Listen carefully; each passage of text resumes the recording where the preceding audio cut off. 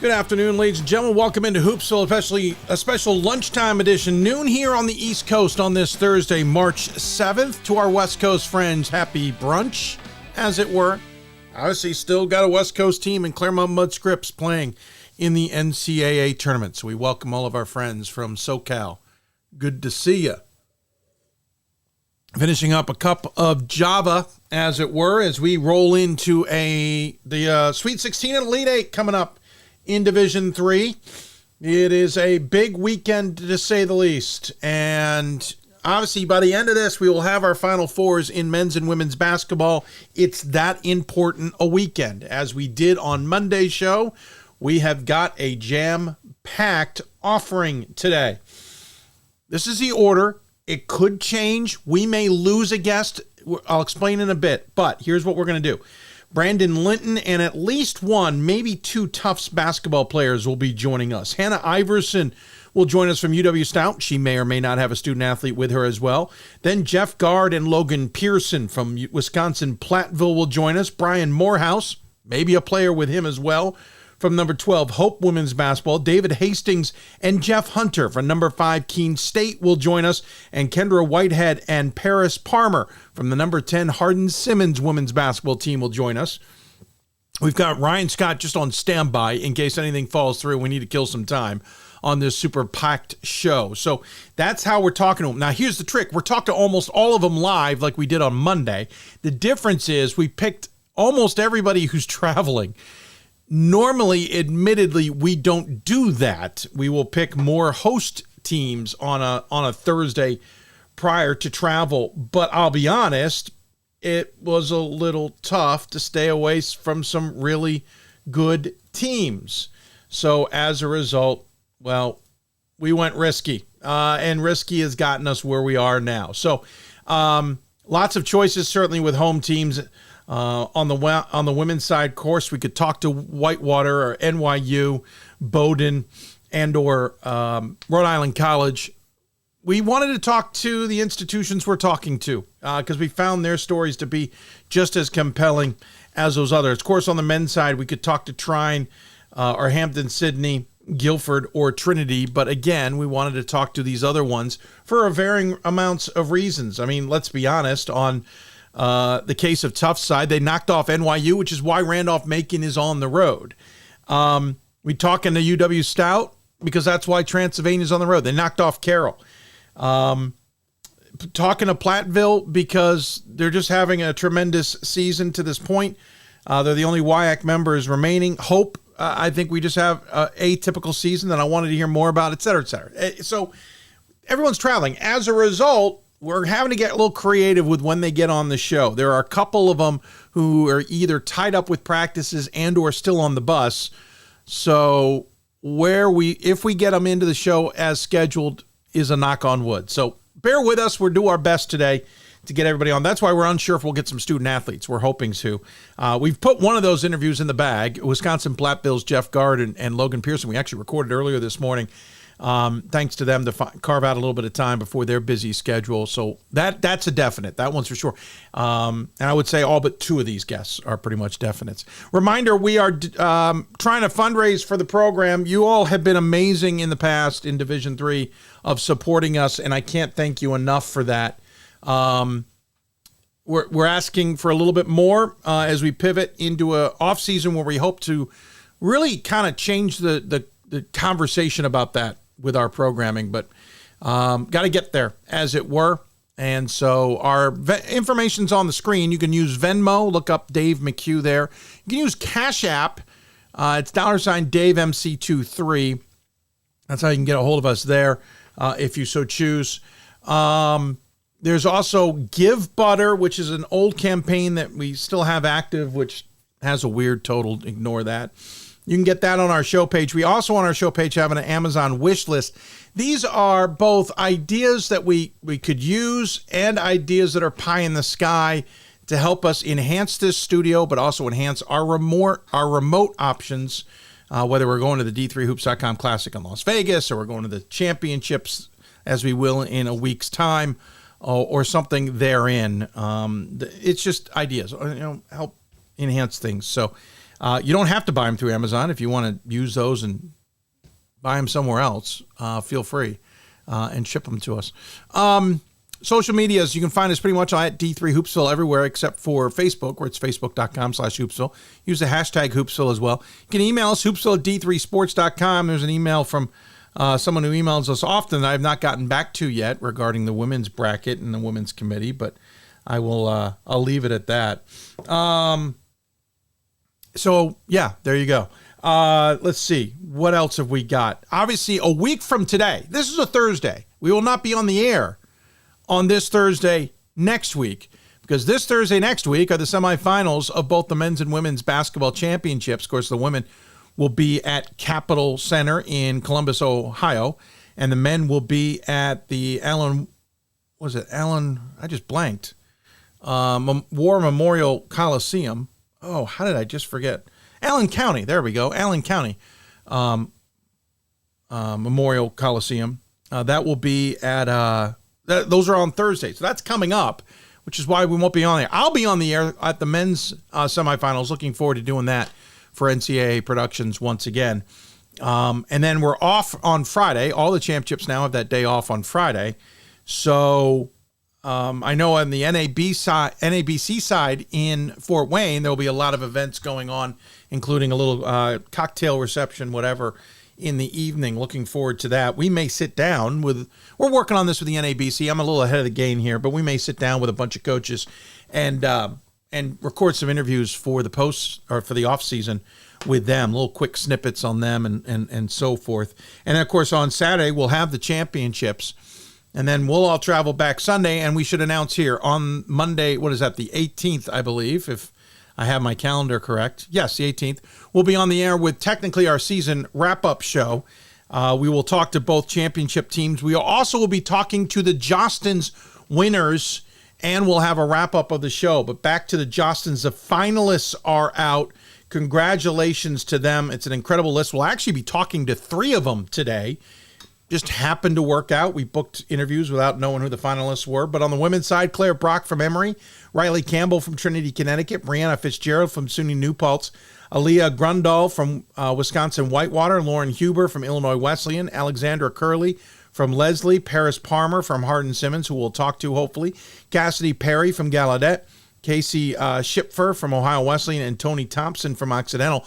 On the men's side, Jack Anderson from Keystone, Will Bartasek from Hardin-Simmons, Tyler Dearman from Guilford, Jeff Hunter from Keene State, who we'll hopefully be talking to, Josiah Johnson from Mary Hardin Baylor, Ryan Jolly from Piedmont, Anthony Mazzeo from Case Western Reserve, Logan Pearson from Wisconsin-Platteville, who we will talk to, Zevi Samet from Yeshiva, and Kale Schmidt from Co. A reminder, this award is more than what you just do on the floor.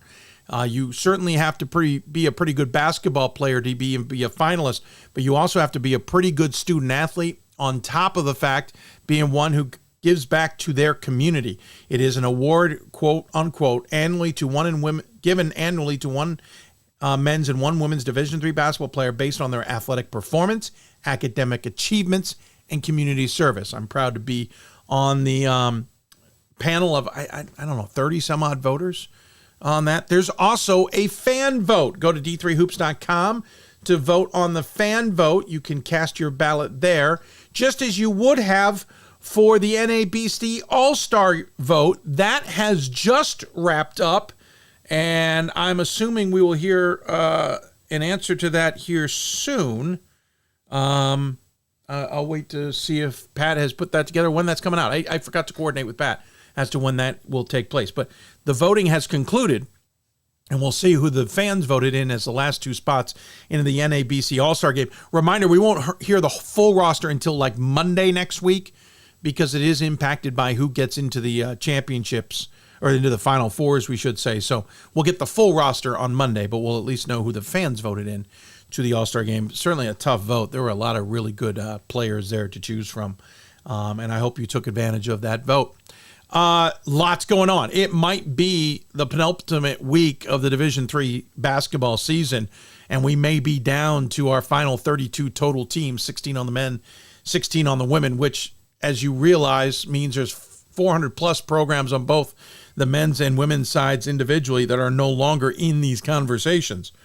But there's still a lot going on. So we appreciate you tuning into the show and joining us here for the show. If you're joining us online, or I should say on demand, whether it's via the podcast or through the video on demand, thank you. Appreciate that. We know it's somewhat popular, especially on the audio side. Our goal, and we'll talk more about this in a week and a half, our goal is to actually do what we've been meaning to do for the last few years, and that's continue some podcasts into the off season. I get very busy with my other work. It's funny. It depends on which perspective I have, depends on who's the off season. For my basketball world, for my Division III world, the MLB season's my off season. For my MLB world, where there's a monster crossover with both, all my D3 stuff is my off season. Nonetheless, we're hoping to really put some podcasts together. We have some invites out on a major special we'll put together. That will be done separately. We'll follow up on some other invites that we've sent out on doing some other things. We're looking forward to putting that all together. I don't know how often we'll do it, but that's our goal. Quick reminder, we will be on the air on Monday. That is going to have to be an afternoon show, speaking of Major League Baseball, because I have meetings. Thanks to the South Korea series, our meetings at MLB had to be moved up. So we will be doing, I have meetings that evening that I must attend as part of my role, which is a little bit higher up in our department. I have to take part in those. I can't really miss out on them. So we'll be doing a noon show on Monday. I would love to tell you we will talk to all 8 programs. The answer is we will not. We will get to as many programs as we can in what the 3 hours will allow us to do. That tends to be about 6. We may go less. Depends on who gets in and when we've recently talked to them. And then we'll see if maybe we'll get somebody to join us to react to it all. So again, we basically have after today 2 more shows. Monday to react to who's into the championship weekends. And then the following Monday, which will be basically, quote unquote, the season finale. And then from there, we'll spin off some specials and some podcasts as we move forward into the off season. So there you go. A little bit of a wrap up there with lots to talk about. Again, All-Star voting is complete. We should be finding out a winner on that soon or not. I'm not exactly sure when, but we'll hopefully hear soon. And then we have it's out, actually. Hang on. I just saw it. This is awesome because there's one guy I was kind of rooting for quietly. I hate to admit it. But the winners are from Penn State Harrisburg, Danye Baylor-Carroll. I was hoping he'd be in the game. He is so fun to watch. And Jaquan Adams from Principia will be our other one. Baylor-Carroll took 41.7% of the vote, which is pretty darn impressive. Adams took 20.4%. Other finalists, Amani Jones from Wabash, Justice Brantley from Utica, Sami Willoughby from Marietta, who actually took 14.5% of the vote, and Daryl Moore from East Texas Baptist. 13.6 went to Jones from Wabash. I'm trying to read this. The other 2 got percentages. I just can't read them on the screen. But congratulations to them. Well-deserved. We'll see them in the All-Star game to be sure, and we'll see how it all plays out from there. Who else gets on those All-Star ballots? But congratulations to them. With that, we'll take a break. When we come back, we're going to get things rolling with the Jumbos of Tufts. Talk to their head coach and at least one player, maybe 2. I've honestly lost track. We'll figure that all out as we go along. I got to check my email, to be honest.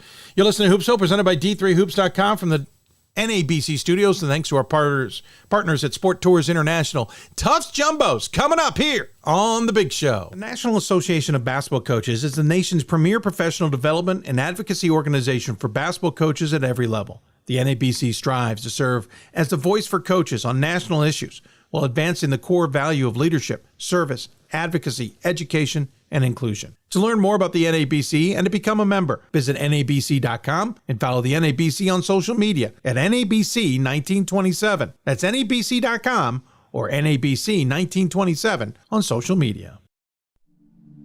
I used to never really talk. Ever. I was afraid if I said something wrong, everyone would laugh at me. But then I started to play golf with Special Olympics. It helped me to find my voice. And now everyone else is speechless.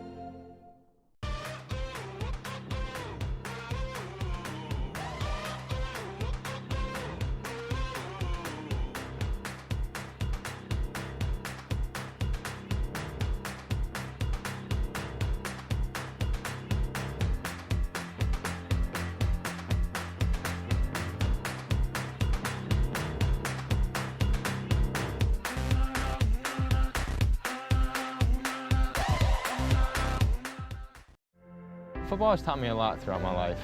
It's definitely had a huge imprint on who I am as a person. Competing at a Division III level created that opportunity for me to go to college. Not only was I the first one in my family to graduate college, but I was really the first one to even go. Being the first one, I'm breaking that cycle, and now that I've graduated, I'm not sure what's the next step, but I know I have a lot of doors open. And a lot of those are open because I played football and ran track here at Otterbein. We've got more schools than Division I, more fans than Division II, more upsets than March Madness. There's nearly 850 programs with over 11,000 games leading to 2 national championships. And we've been covering it all for over 2 decades. From Eastern to Occidental, from Puget Sound to Piedmont, from Southwestern to the University of New England, and from Hope to Calvin. Nobody covers Division III basketball like we do. We're D3Hoops.com at www.d3hoops.com. It's on us to stop sexual assault. In any way that we can. To get a friend home safe. To never blame the victim. It's on us. To stand up. To make our community safe for all. It's on us. It's on us to look out for each other at parties. It's on us. To be more than just a bystander. To step up and say something. It's on us, all of us. To stop sexual assault. Learn how and take the pledge at itsonus.org.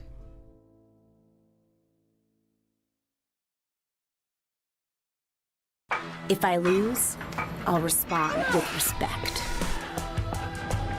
If I win, I'll back it up with humility. If I fail, I'll rise up with honor.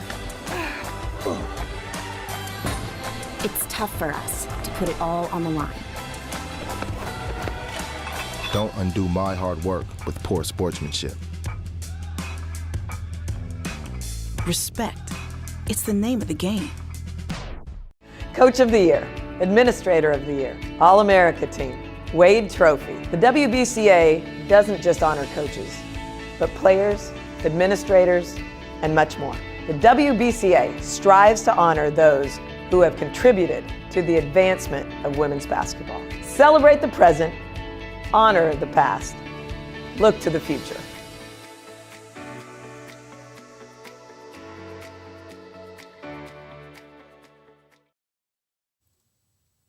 Welcome back to Hoopsville, everybody, as we continue on this noon edition on the East Coast. As we said, brunch edition for those of our friends on the West Coast.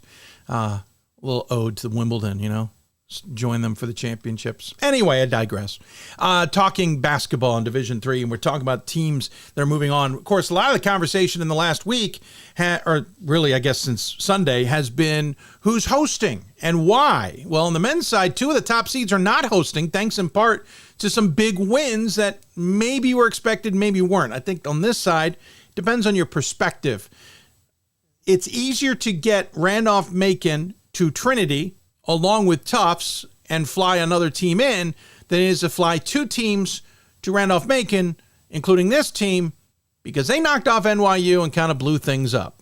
That's the point and the fun we enjoy of the brackets this time of year. So joining us on the Hoopsville Hotline, it's the head coach of the Tufts Jumbos, Brandon Linton, along with one of his best players, Jay DeTurley. Gentlemen, thank you for taking the time to join me. I really appreciate it. Congratulations. I was watching that NYU game. I was pretty darned impressed, Coach, with how you guys handled things. Yeah, thanks, and appreciate you having us on again. Just glad to, be able to still have practices and, be able to Coach Jay and Casey, our other senior, for a little bit longer. But yeah, I was equally impressed with our performance against NYU. It was fun to watch. It's been a season's worth of hard work in the making, and it all played out in that game, I felt. Yeah, it certainly was. I mean, we'll talk a little bit here in a moment about how you shut them down, including their incredible player in Friedman. But Jay, from your perspective, I know everybody's confident going in, but at what point did you realize, hey, we've got a legitimate chance here of winning this game at the Paulson Center, we should point out, and continuing this journey? Yeah, definitely. I think it was really right from the start.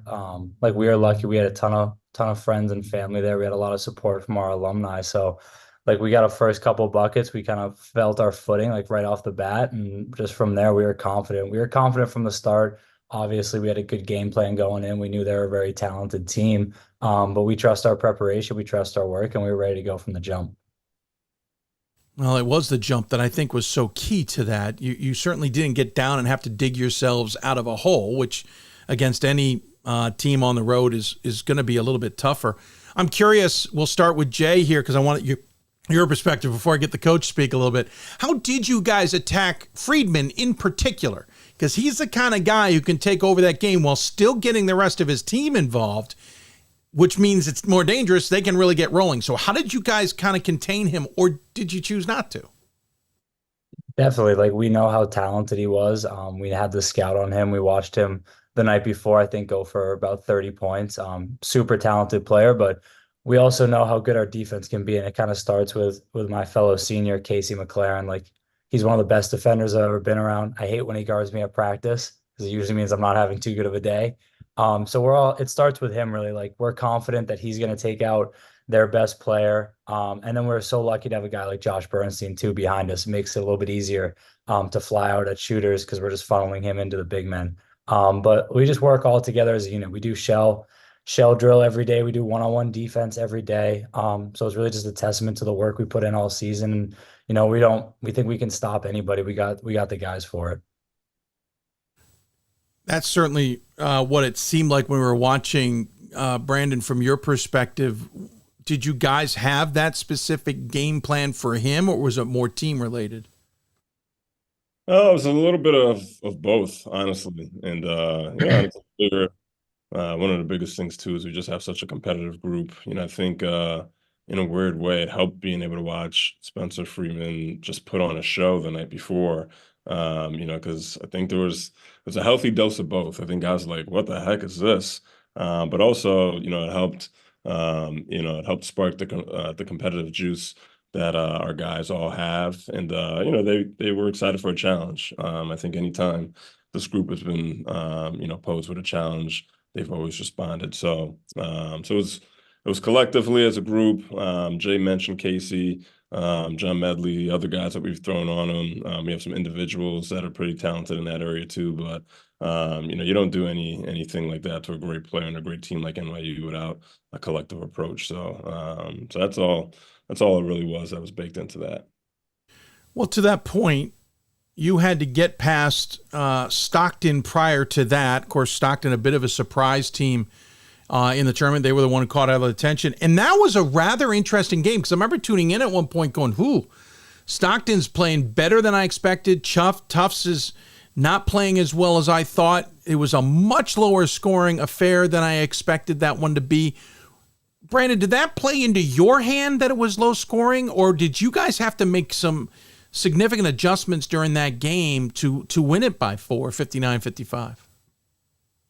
Yeah, I don't know if it was advantage or not. I think the one thing with our team, we've kind of played and won and lost in every kind of game so far this year. I think, maybe that is a strength of ours, is that, it doesn't matter how it comes. I think we're equipped to play within any style. And that game presented itself as one that was going to come down to stops, which, I think, we always love because, like Jay said, we defend every day and we put a lot of onus on that side of the ball.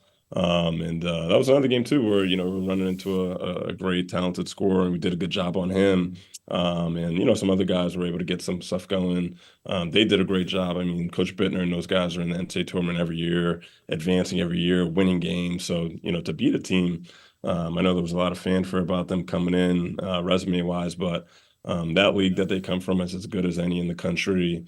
And they're a team that expects to win when they get to NCAA tournament play. So for our group to have a bunch of guys that, really had been playing big NCAA tournament minutes prior to this year, to gut that one out, I think that was even as impressive, if not more, than the NYU win. I think that really allowed us to be confident and play free the next day. But that win, when we look back, that's when where it's like, man, that took some guts. And I was proud of our group for getting it done. Jay, from your perspective, same. What was that game like from the players' perspective? Yeah, we knew like Stockton was super talented. Obviously, they got some really high profile scorers on their team, so we knew we were gonna have to kind of buckle down on defense.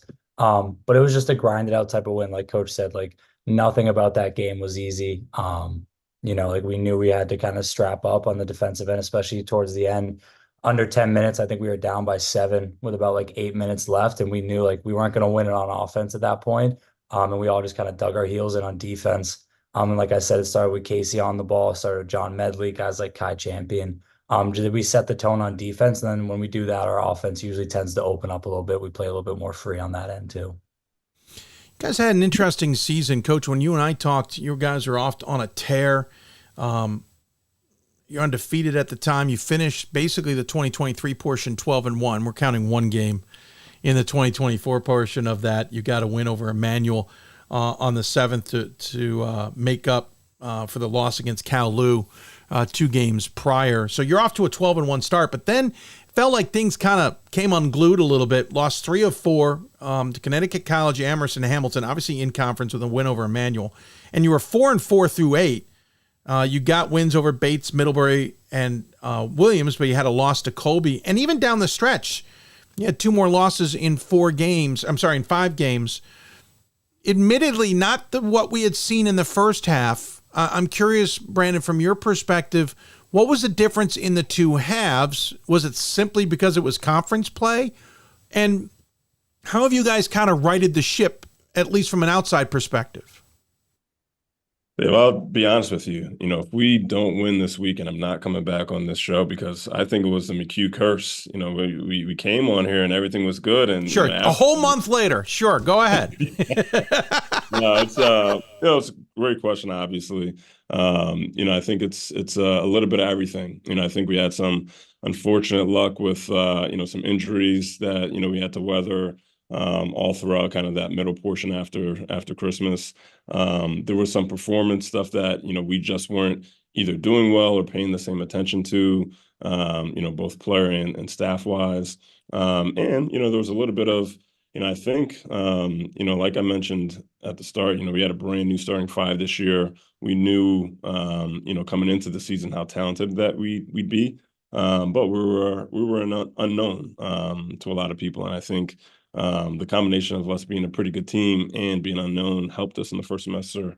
And we won some close games too that could have went the other way. So, I think in that was always, hey, there was some adversity that was going to be coming our way at some point.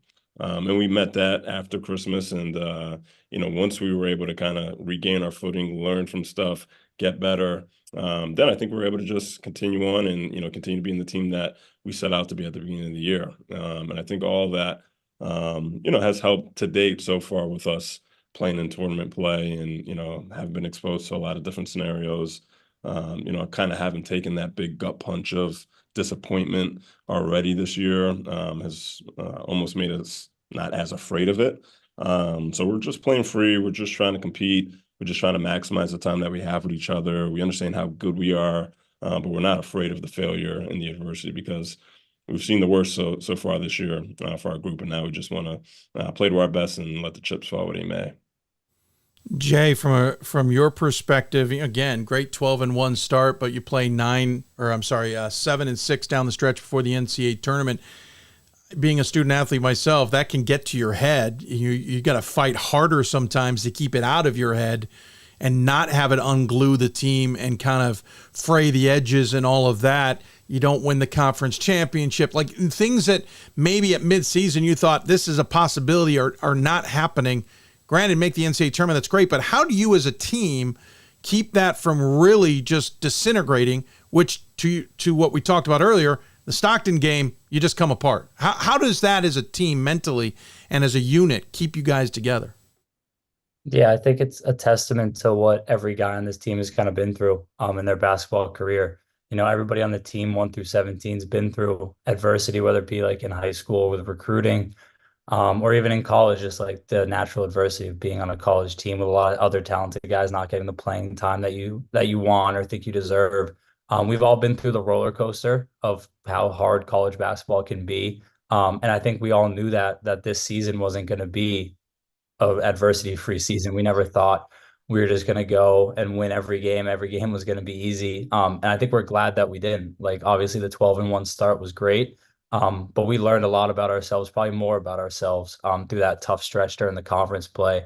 And I think it shows it in these last 2 games we had last weekend. Like you said, it would have been easy in that Stockton game, down by 7 or 8 with 8 minutes left just to kind of roll over and fold. And even in the NYU game, when they took the lead with about 2 minutes left, like we didn't blink an eye. Like we knew we had been through stuff that's been way harder and we've come out on the other side. So it just speaks to the adversity we've all been through and the confidence we have that as a group, we're going to be able to get through anything.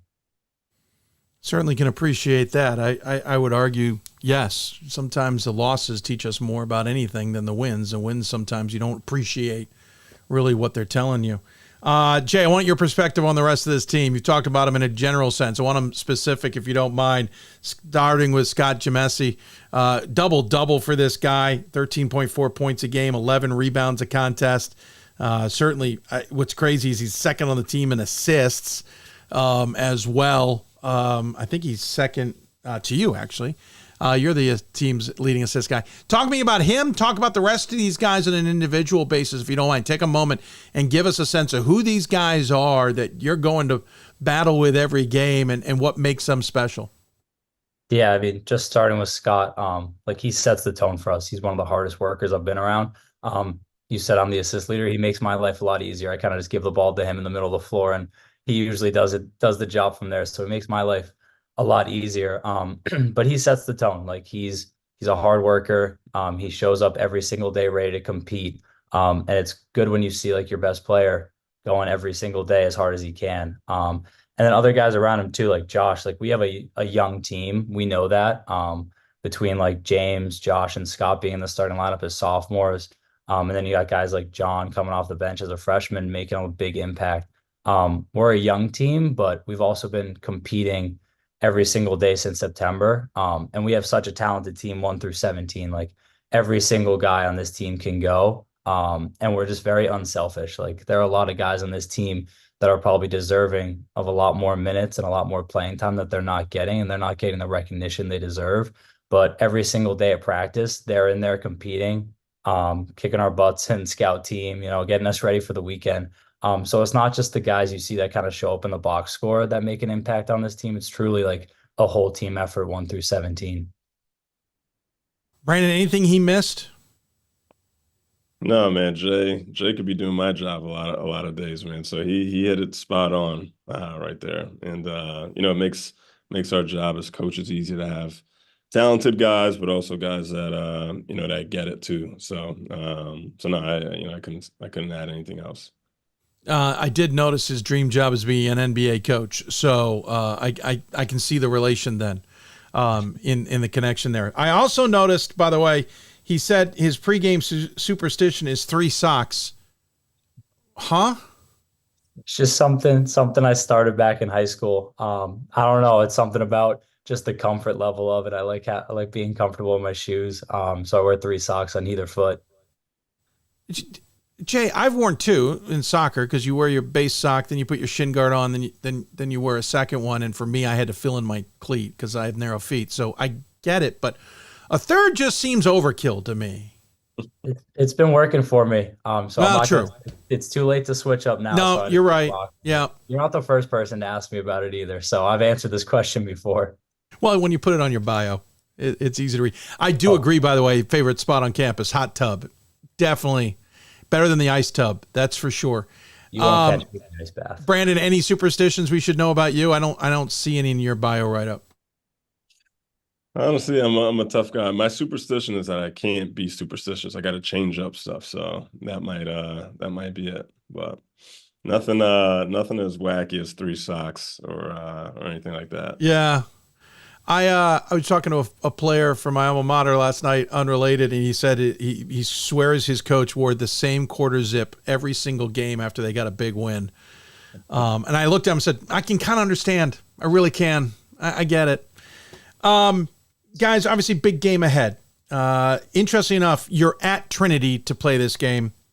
You lost to them twice in basically 2 weeks, but in 3 games at the end of the season, 82-66 and 80-68. So interesting enough, you added 2 more and you took 2 more from them to make it a slightly closer game. That was it. That's the only time you've seen them. So it's all recent memory, Brandon. How are you? I mean, it's great that you got past NYU. Unfortunately, you got to go to your rival's place to play this. To some degree, maybe this should have been played at Randolph-Macon to give you guys not that thing to fight through. But what do you think of the Bantams? What do you think your chances are against a team that's only lost once this year? Yeah, first and foremost, I think it's, unfortunate that we got to meet here. We'd love for all NESCAC teams to converge in Fort Wayne. That would have been much sweeter. But, I love Coach Cosgrove and, what they do. They're tough. I mean, they're obviously the team that we've all been chasing in league, just nationally overall what they've done this year. So, there's a piece of it. There's 2 sides of it, right? It's like, oh man, we got to play Trinity, but it's also like, oh, right, we get another crack at them. So that game's going to be raucous. Their crowd's going to be going crazy. It's going to be highly competitive, and I know our guys can't wait. It's one of our core values is competitiveness, and in a lot of ways we wouldn't have it any other way. That's how we're going about it and attacking this game on Friday. But it's going to be a war. It's going to be physical. We like to be physical. They like to be physical. We rebound. They rebound. They've got our number 2 times. And now we got to prove to them, why that's going to be any different tomorrow. So we'll see if we're up for the challenge. They say the adage is you can't beat a good team 3 times, but I think that's only used when it's easy to be used. That said, it is tough, and you're seeing them a bunch of times, so it's not like it's distant memory, Jay. You and your squad already have kind of a bitter taste in your mouth with these guys. Is that self-motivation? Do you need to even pay attention to the scouting report? And I say that, I know Coach is right there, but honestly, do you need to pay attention to the scouting report? Is there something new you need to pay attention to, or do you know these guys well enough you know how to attack them? We know them well. We've seen them obviously in recent memory. They're a really good team. They're really talented. And they've proved it all year that they've a really good team. But it did leave a sour taste in our mouth after that NESCAC semifinal in the locker room. So we're always really glad we get to see them again at their place. And they're a really good team. So we're going to be ready to go. It's going to be a battle. We're obviously very familiar, 2 really good teams that are familiar with each other. So it's going to probably be a defensive showdown again. But I'm looking forward to it. I'm looking forward to playing in their gym. It's going to be an awesome environment. And there's nothing more I like than kind of making a loud gym quiet when we're on the road. And we all kind of have that mentality going into it. So interesting enough, on the other side, the game before you will be a dandy between Randolph-Macon and Calvin. At least you get a chance to watch that one. But that should be an interesting situation as well. See how that plays out. Before we let you go, Jay, I just want to let you know this is a safe space. No one else is here, just us. There's no national audience or anything. So if there's anything you need to tell us about Coach Brandon, you are more than welcome to share here and feel like it's something you can get off your chest. I got nothing but good things to say, and that's not just because he's right here. He's been great for our program. I remember meeting him after my freshman year, and he's just been great every single year. And I'm excited to have another opportunity this weekend, hopefully get 4 more games with him, and then we can then I can step away from it and I'll be happy. So 4 more games together and then I'm good. There you go. Per the pivot, I did want to ask, Coach comes in, this program has turned around quickly under his guidance. What has that turnaround been like, even if you only had 1 year prior? Definitely. Like obviously, there was a lot of success before he took over, and we were all just looking to continue that success. And it's just a testament to his hard work every single day, instilling his core values. And it was easy for me being a younger guy. I got to see some really good leaders kind of deal with that transition, maybe a little bit more than I had to. Being a freshman and sophomore, like guys like Carson Cohen and Tyler Aronson both last year. They were really big for me, just kind of taking the lead last year in that transition phase. And I just got to continue that. So the success just keeps going. Coach is doing a great job. And I know after I leave, it's going to be even better. So I'm excited to keep watching after this year, but I'm not done yet. Brandon, I believe he's saying that basically he's the reason you guys haven't gotten to the next level. So I don't know how you want to interpret that. But Brandon, from your perspective, what has it been like to help turn this program and get him to the back of the top of the NESCAC and really the national conversation? Yeah, honestly, like Jay mentioned, coming in, these guys were NESCAC champs, the year after I came in after COVID. So in a lot of ways, man, I had to, make sure that I was getting us back to that level. And, now the challenge is to, hopefully make Tufts a place that, year in, year out, I never wanted to get boring, but I wanted to almost seem like it's boring to, to be here at a Sweet 16. And, it shouldn't be something that's like, oh, wow, let's get Tufts on board for a Sweet 16 appearance. And that's, part of the work that we got to do. But it's easy, again, like when you got guys like Jay, he's easily one of those guys that, last year probably wasn't as easy for Jay, didn't have as many minutes, as much time. And, to go from that into a senior leader, leading us in a bunch of categories statistically, leading us in every facet off the court. For him to be able to have this moment to still keep playing and, try and take us to, places that Tufts has never been before. That's pretty cool. That's pretty special. And, I thank him and Casey, our seniors, for, just being coachable and, believing in myself and our staff. And, like Jay said, hopefully we got more time together, man, because these guys deserve it. They challenge and excite me every day, all in one. So hoping to keep that going this weekend and going into next week. Very cool. I appreciate the perspective. Jay, quickly, you technically have only played 3 years. You've got that one left, but you're also at one of those institutions that truly gets you ready for what's down the road. Most guys by this point already know what their careers are going to take them, at least for their first jobs. Are we going to see you back in a Jumbo's uniform, or is there better things, and I do mean that seriously, better things ahead for you? Not sure yet. I'm gonna get through this weekend and hopefully next weekend, and then sit down and figure all that out. I'm just enjoying these last couple weeks this season, and really just with this group. It's a special group, and I'm excited to go through these last 2 weeks with them. Fair. I totally get it and appreciate that candor. Thank you. Gentlemen, before we let you go, we always have a tradition on this show that we give the guests the final word. My final thoughts are congratulations to you and the season you put together. It was a tough second half, but you've shown just how good everyone thought you were by getting to this point with the big win over NYU. So congratulations. Good luck this weekend. But to you all, what are your final thoughts? Coach, we'll let you tee it up. Yeah, obviously, Dave, thank you again, and appreciate you as always. And final thought, man, just congrats to you and, Pat Coleman on receiving that distinction from the NABC, the appreciation award for all the hard work you've done for Division III.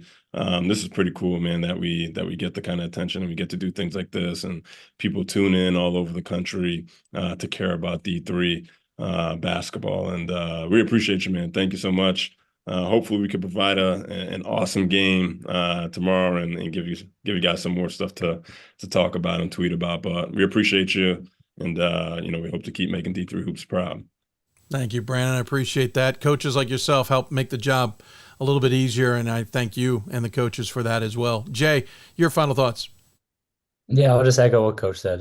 Thanks to you for having this platform that we can come on and talk about our team and the success we've had. And thank you for everything throughout the year. D3 Hoops, you don't really know how special it is unless you really kind of look for it. And you can look for how special it is. And this year has been amazing. And it's credit to you and all the other people who cover our sport and stuff. So thank you to you. Well, thank you. That means a lot to me as well, especially from a student athlete who I know has a lot better things to do than what we do in our off time. Guys, good luck again this weekend. Good luck against Trinity, should you get one there. Good luck against Randolph-Macon or Calvin. Look forward to catching up with you down the road. Jay, hopefully we'll see you in a Jumbo's uniform. If not, we look forward to hearing what your career is. And Coach, we'll look forward to talking to you down the road. You guys take care. Thanks for the time. We'll talk soon. Thank Brandon you. Linton. Thanks, Jay, thank you, Coach. Jay DeTierley joining us here on the Hoopsville Hotline. Really appreciate their time. I didn't get a chance to mention the first thing, but we'll mention at the end of the NABC honoring D3 Hoops, Pat, myself, and Gordon for our work, and we'll talk more about that at the end of the show. Take a break. When we come back, we will talk. Where are we going after this? I've totally forgotten who our next guest is. Oh, it's University of Wisconsin-Stout women's basketball. We'll sneak them in to the show coming up. You're listening to Hoopsville, presented by D3Hoops.com and our friends at the NABC. Thanks for tuning in, everybody. Back with more after this. For the love of the game. But for those of us who are Division III student athletes, it's more than that. A lot more. Sure, the game is important. But as we work so hard to build both mind and body, it's more about team. That is why NCAA Division III teamed up with Special Olympics. And in giving the gift of sport to those for whom it seemed an impossible dream, we are working to make this a better world. Help us keep that dream alive. You can make a difference. We are the coaches of women's basketball.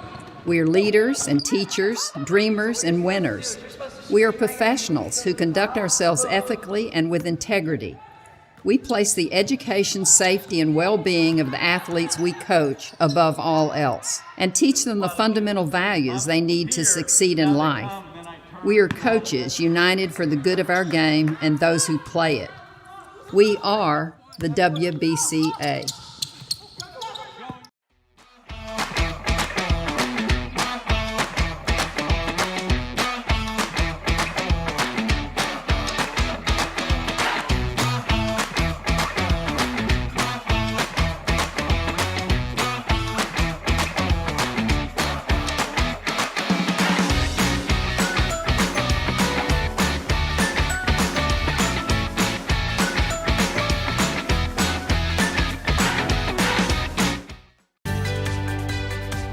Responsibility is being accountable for your words and actions, first and foremost. It also is an obligation to be a positive influence in the communities around you. Being in a D3 program, you're going to have lots of different opportunities. You're not just an athlete, you're also involved in student life. Your academics are extremely important. We give a lot of our student athletes responsibilities right from the start by giving them leadership opportunities, by having them engage in the community, be a positive influence. That's being a responsible person. There are over 480,000 college athletes. Only 2% would go pro. That means over 470,000 will not get a shoe contract. No autographs. No private jets. No fan clubs. No Hall of Fame inductions. Instead, they will walk away with something much more valuable.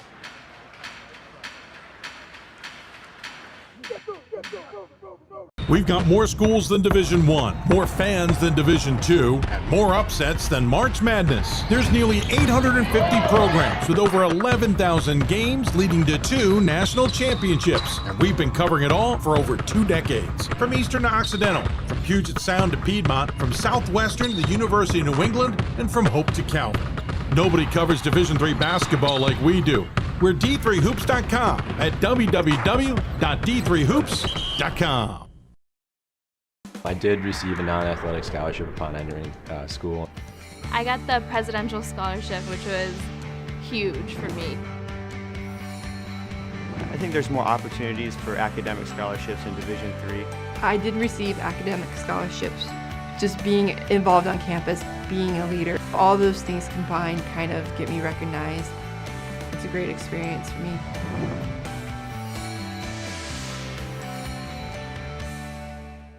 The National Association of Basketball Coaches is the nation's premier professional development and advocacy organization for basketball coaches at every level. The NABC strives to serve as the voice for coaches on national issues while advancing the core value of leadership, service, advocacy, education, and inclusion. To learn more about the NABC and to become a member, visit NABC.com and follow the NABC on social media at NABC1927. That's NABC.com or NABC1927 on social media. Welcome back to Hoopsville, everybody, as we continue to roll along on this midday Thursday show. I'm your host, Dave McHugh. Again, your social media information, if you want to interact with the show, sitting there at the bottom of your screen if you're watching us live. I do know we're simulcasting on Facebook and YouTube, but I haven't gotten over there, guys, in a bit to see if you have any questions. I will get over there. But social media is at D3Hoopsville and hashtag Hoopsville. Emails hoopsville@d3sports.com. We're on Facebook and YouTube, facebook.com/Hoopsville and youtube.com/D3Hoopsville. We're live simulcasting the show. We're also fundraising up in the upper corner. Not sure if we've gotten any new fundraising numbers in yet, but we'll keep track of that as well. Pivoting to talk women's basketball. We told you some of these teams are going to be on the road a little bit for us. We appreciate them finding some time to dive in. For women, it's UW-Stout, who we have talked about kind of threw a monkey wrench into the women's tournament a little bit. Some don't think that it was a monkey wrench, that the committee should have seen this sooner. I disagree. They got some big wins over a good Puget Sound team and a pretty good Carroll squad at home. And now they get to go to the rivals Whitewater to maybe take on a ticked-off Transylvania team. I don't know. Players also like their road jerseys at Transylvania, so maybe they aren't as ticked off as we think they are. Joining us on the Hoopsville Hotline from the road on the bus, it is the head coach of Wisconsin Stout. It is Hannah Iverson. We've learned not to go with the full name. It's just Hannah Iverson. And Coach, introduce us to who you've decided to put in your seat next to you, whether she wanted to or not. Right. I forced her up from a nap. You got Amanda Geisman right here.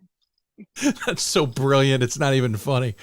Amanda, you wake up. You have to come join me. This is awesome. Yep. Don't ask any questions. Just come to the front. Exactly right. Don't. This is you will. Your playing time depends on this. So let's go. No pressure, because I think I put her on the picture on the front just because that was one of the pictures I had. I hope I didn't force the issue here. She would have been my choice anyway, but that helped. Brilliant. Amanda, thanks for joining us. I appreciate us. Welcome to Hoopsville. By the way, how far out are you guys from finally getting to Whitewater? I think we are about 15 minutes from getting there. Okay, so we're on the clock. Here. Yep. We got to get this done. We're on these nice smooth roads right now. No curves, no bumps. Nice. Well, you know this trip well. You guys know this trip well. You may not know Transylvania well, but we'll dive into that in a minute. Let's go back to the previous weekend for both of you. Coach, we'll start with you. Big wins over Puget Sound and WashU. Yeah, I said Carroll. I apologize. I meant WashU and Puget Sound. For some reason, I've got Carroll stuck in my head because it was played at Carroll.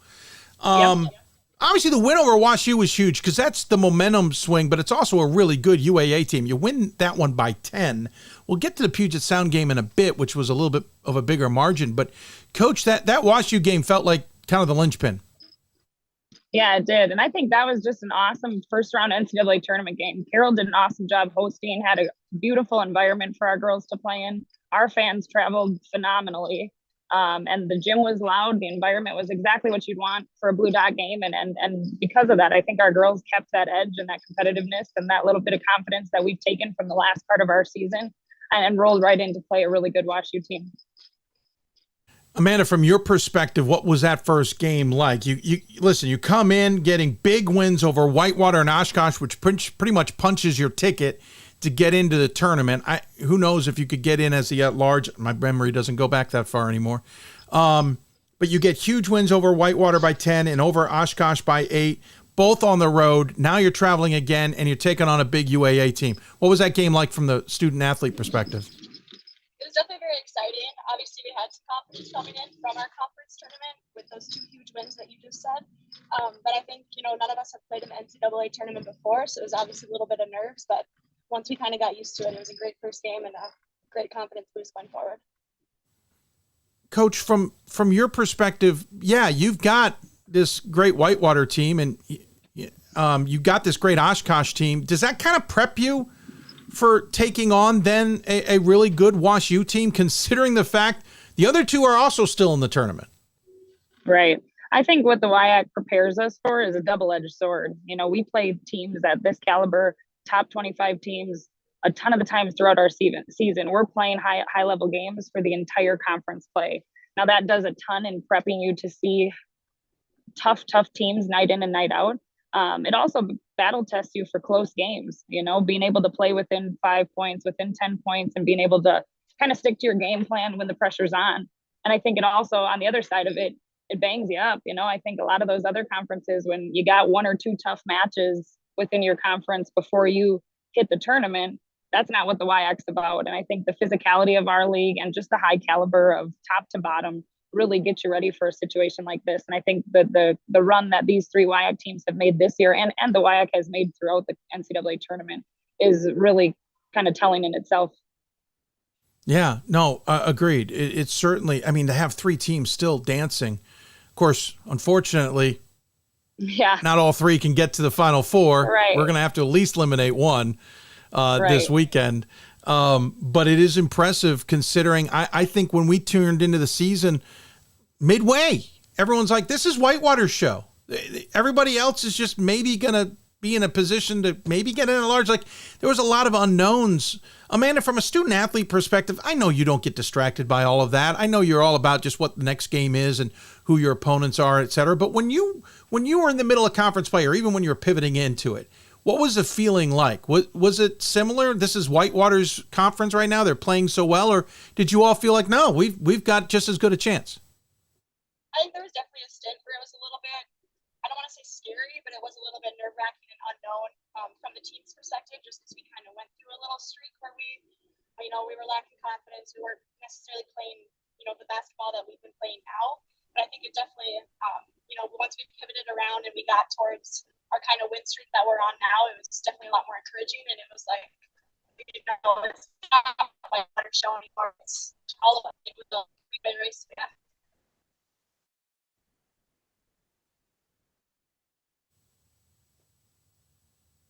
It's just like. Yep, we've got them. They're there. Can you hear us? Yep, we got you. I knew that was going to happen. We're patient on the show. We're patient. Speaking of patience, though, you were talking about this conference. You guys did go through a stretch, though, when you got going in conference play that was rough. You lost 5 in a row to Oshkosh, La Crosse, Whitewater, Eau Claire, Platteville. You get a win over River Falls, and then you lose again to Oshkosh. So you lose 6 of your opening 7 games in conference play. Well, counting Stevens Point, 6 of 8 in the 24 season, once you got into January. It's the fact that you've gone undefeated since is incredible because, Amanda, I'm going to start with you. That's a stretch that will absolutely end a season for a lot of teams. What was that like from the team's perspective, the student athlete perspective? How did you fight through that? And we do have a little breakup. It was a little bit scary and a little bit. Oh, sorry. Can you hear me? Nope. Go for it. We got you back. Okay. It definitely was a little bit scary in the beginning. I mean, we didn't be able to, make our own conference tournament to even get the chance to keep going to fight for an NCAA spot. So from the team's perspective, it was a little bit scary, like I said. But once we were able to kind of pull together and get that confidence back, take one step at a time, one game at a time. Once we figured that out, it was a lot better. Rather positive thinking. Hannah, from your perspective, any concern at that point? You're looking at a point of the season where this could all end right here, right now. You're pivoting into the second half, and you're dealing with losses. What's that like from your perspective? Yeah, I think there's a ton of concern. Obviously, when you're in that part, and hindsight, you can look back on that in a ton of different ways. But I think there's parts in a season all the time where you're going to have struggles and you're going to hit question marks and you're going to have adversity. And sometimes those end in losses and streaks like we had. And sometimes those just end in situations that happen within your circle. Now ours were L's, right? Those are hard things to take. Those are hard things to bounce back from. And I think when you talk about moments of pride as a coach, that bounce back, and honestly, the River Falls game that we responded with and gutted out a win after a 5-game losing streak was a big moment for us because it just felt different. We had to stop looking at where we thought we were going to be, what we thought our record was going to be, where we thought we were going to be sitting in the conference, and just really look at where we were and then take things one step at a time. And I think you got leaders and you got players like Amanda, like Anna, like some of our other leaders on this bus right now who just decided this is what we're going to do. I mean, you start making little changes within, and honestly, Dave, a ton of it was our confidence. it was all of a sudden there started being questions in our mind of, are we good enough? Are we the team we thought we were going to be? Is this our future? Is it not? And when a few people start answering those questions differently, and the rest of the team can get behind someone and just follow in order, I think that's what kind of started happening there. And it started slow. I mean, we grinded out a few of those wins early. And then when we hit our groove, I think we were a force to be reckoned with there rolling through the end part of our conference. And honestly, our conference, I hate to just beat a dead horse here, but our conference is phenomenal. You talk about it being Whitewater's show. Whitewater is a team that has a ton of national recognition. And so their name gets thrown around a ton from our conference. Oshkosh sat at the top of our conference for the whole year. So their name was sitting at the top of that. They were in the 1 spot. Oshkosh or Whitewater was sitting in the 2 spot. And the rest of that, 3 through the bottom, that fluxed. And that's, I think, just what can happen within our conference. And so sitting at the bottom, yeah, there was a ton of concern. And I think the biggest part of concern is knowing what you have in terms of quality kids who deserve an opportunity, who have busted their butt to do the job that they're like. That piece as a coach was, how am I not preparing them for the moments right now? And just being able to ask yourself that. And then when you got players who are asking those same questions, you can really make some shifts. 11-game winning streak is what this turned into, including 2 wins over Whitewater, we should point out, including in the conference tournament. You got them 69-60 back at the beginning of February, then beat them by 10 in the conference tournament. Oshkosh, interesting enough, you don't really kind of avenge that until the championship game. Coach, I'm dying to know, what was that game like? What was the experience like to not only be getting a win over the Titans, but be doing it at their place in a real kind of fight of a game, 77-65? It was closer than that. Yeah, I think it was an awesome championship game against 2 high-level teams that played really good basketball. I think the environment was cool. I think in just terms of it being a championship game, this is a place that Oshkosh has been year after year after year. And for us to be there and look the way we did, look calm and poised from tip to whistle. I mean, I was so proud of just the demeanor in terms of, I think right now, when you talk about basketball at the end of February and beginning of March, a ton of it is meeting the moment, right? Like, you ask these kids to just step up and meet a moment. And because at this point, you don't get another one. You get one, this is win or go home. And it's fighting for that season to continue and go on. And that's what we were playing for. We weren't going to put that in anybody else's hands. We don't like listening to your show on Sunday and trying to figure out if it's going to happen or not. We don't like seeing you on Monday and crossing our fingers. We wanted to know that our name was going to be on that bracket. And so we walked into it with that mindset, with that edge, and we had that level of confidence going in. We were that team again. And so for us, how we stepped on the floor at the beginning of the game, I think was evident with how we started that and just kind of kept it the whole way. I mean, to lead start to finish on a team like Oshkosh is a big task, and to do it at their place was really special. I mean, we like nets from anywhere, but we definitely like nets from opponents too. Yeah, I don't think opponents like having their net cut down, especially by a rival. That's my experience too. We wouldn't either, but yeah, I think if the roles were flipped, you'd be pretty pissed. I get it. Right. That's the point, though, right? That's the point. Is.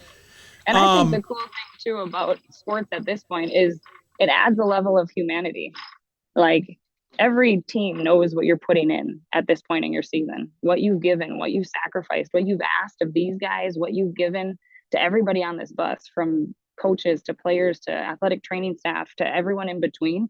And when you lose, it's done.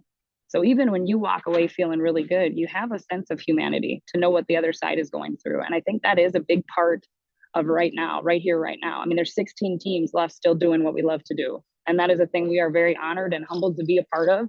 And we're going to claw our way to go as long as we can. It's a great perspective. Now, yeah, I don't think anyone's really said that before. I appreciate that. Yeah, I mean, and yes, I can understand. You don't want us talking about whether you're in the bottom last group trying to figure out if you deserve an at-large bid. I fully appreciate that that's an awkward Not conversation to be had.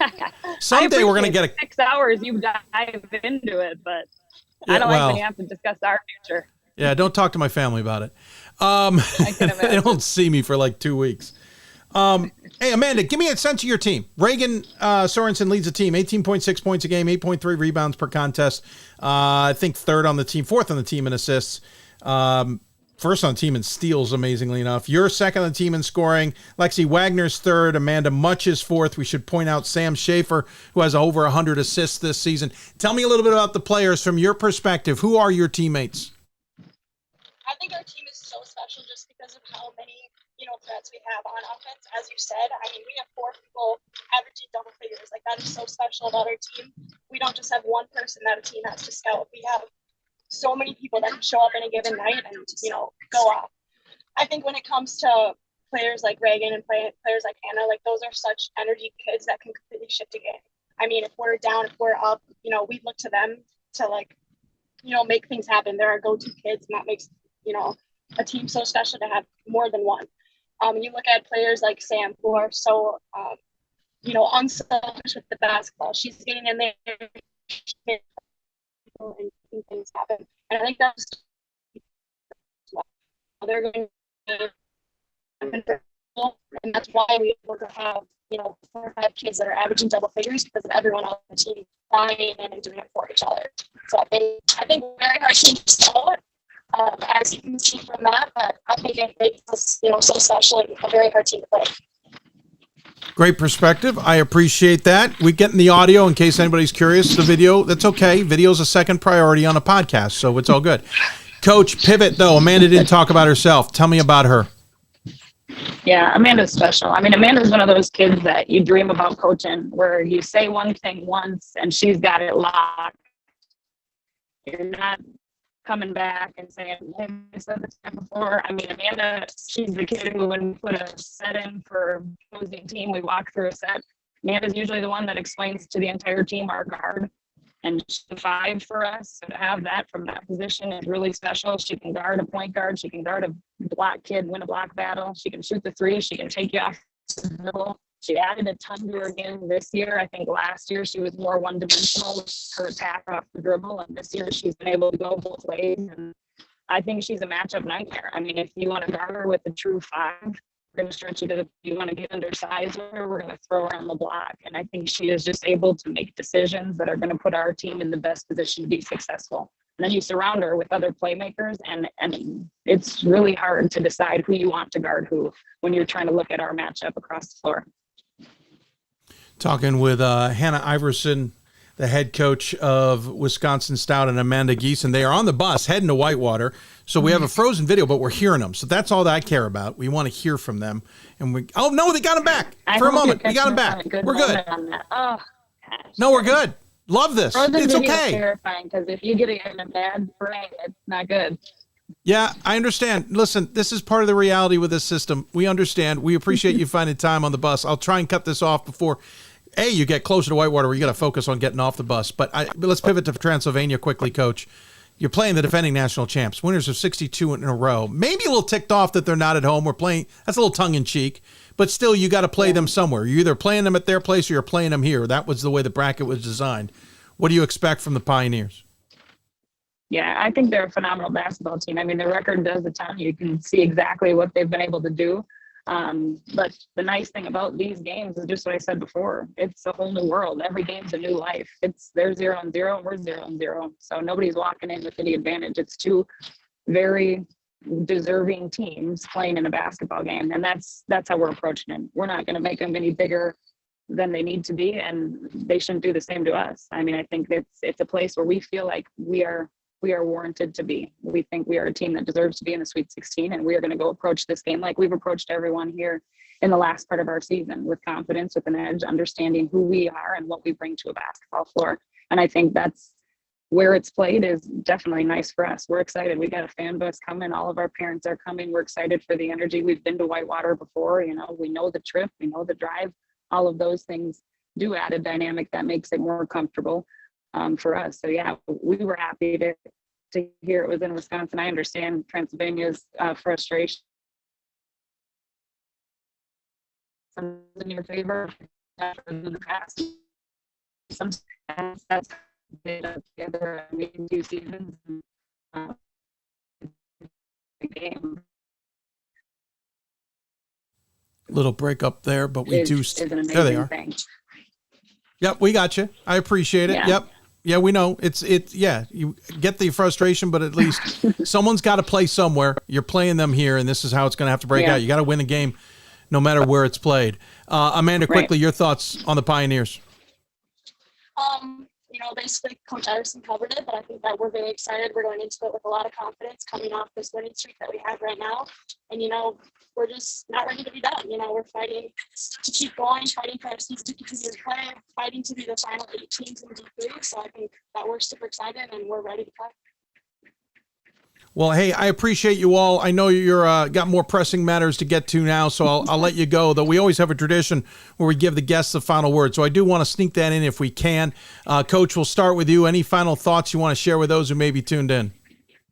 Yeah, I think the big thing from us is just when you talk about, asked Amanda about our team and just to kind of just speak on what we are. And I think one thing I would love every person watching to just really acknowledge about the way we play is watch our bench. Watch the kids that keep their shooting shirts on for 40 minutes. They are engaged. They are loud. They are energetic. When one scores, we all score. I think that piece of college basketball sometimes takes a back seat, but from a viewer standpoint, but it doesn't go unnoticed from a coach's standpoint, and especially from a player's standpoint. I think those things and those environments allow successes to feel bigger and better, and they harbor some of the hurt. I think that's why we play as hard as we play. And that's definitely our X factor, is the ability to do what we do together. And I think that's one thing I'd ask the viewers to just kind of take notice when they watch Friday's game. Perfectly said. And we got your video back to see you say it, which I think is even better because I think it resonates a little bit more. Amanda, from your perspective, your final thoughts on this? I think my final thoughts are just kind of commenting on how special this season has been and how special this team is that we have right here. I think this run wasn't a fluke. I think it's a testament to how hard we've worked this season, how hard we worked in the off season, how hard we worked in the past few years to get to where our program is right now. And I think that we're just not ready to be done, and it's super exciting to see where we've come. Well, congratulations. 11-game winning streak is nothing to sneeze at. That is for sure. You've beaten some amazing teams in the last 4 games alone, not to mention your entire conference to this point. So congratulations on that. Good luck this weekend. We won't talk about the potential of playing Whitewater. We won't get you off ahead of your skis just yet. Transylvania is a big enough challenge. And then, of course, it could be Hope or Whitewater on the other end. But congratulations. Thanks for joining us, especially on your road to Whitewater. I appreciate you finding that time. I look forward to talking to you guys down the road. And good luck this weekend. Thanks, Dave. Thank you. That is Hannah Iverson and Amanda Geese. I was going to say it wrong. I knew it. Amanda Geeson joining us on the Hoopsville Hotline. Too much going on in my head. Appreciate them taking the time. Should be a great game against Transylvania. Fascinating to see how that plays out. Again, great games across the board on Friday. Make sure you tune in. We'll take another break. When we come back, we'll talk to another Wisconsin team. Wisconsin-Platteville men's team will join us to talk about their run into the Sweet 16. You're listening to Hoopsville, presented by D3Hoops.com from the NABC studios. Back with more after this. We've got more schools than Division I, more fans than Division II, and more upsets than March Madness. There's nearly 850 programs with over 11,000 games leading to 2 national championships. And we've been covering it all for over 2 decades. From Eastern to Occidental, from Puget Sound to Piedmont, from Southwestern to the University of New England, and from Hope to Calvin. Nobody covers Division III basketball like we do. We're D3Hoops.com at www.d3hoops.com. Coach of the Year, Administrator of the Year, All-America Team, Wade Trophy. The WBCA doesn't just honor coaches, but players, administrators, and much more. The WBCA strives to honor those who have contributed to the advancement of women's basketball. Celebrate the present, honor the past, look to the future.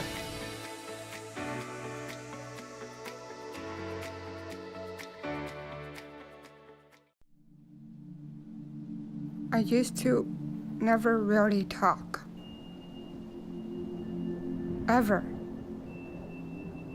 I was scared and shy. It was hard to look at people's faces. I was afraid if I said something wrong, everyone would laugh at me. But then I started to play golf with Special Olympics. I made friends and won lots of gold medals. But I learned more than just playing golf. Special Olympics helped me to find my voice.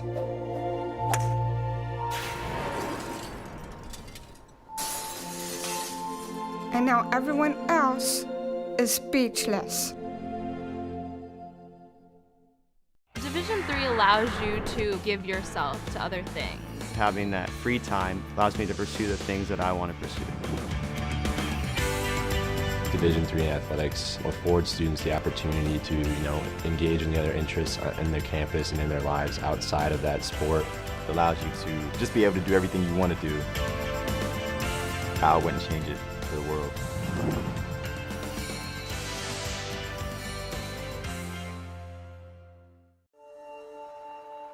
We are calling you, all of you. We are calling all Division III schools to join our cause. It's on us to start the change. It's on us to be the change. It's on us. It's on Division III. It's on all of us to stop sexual assault.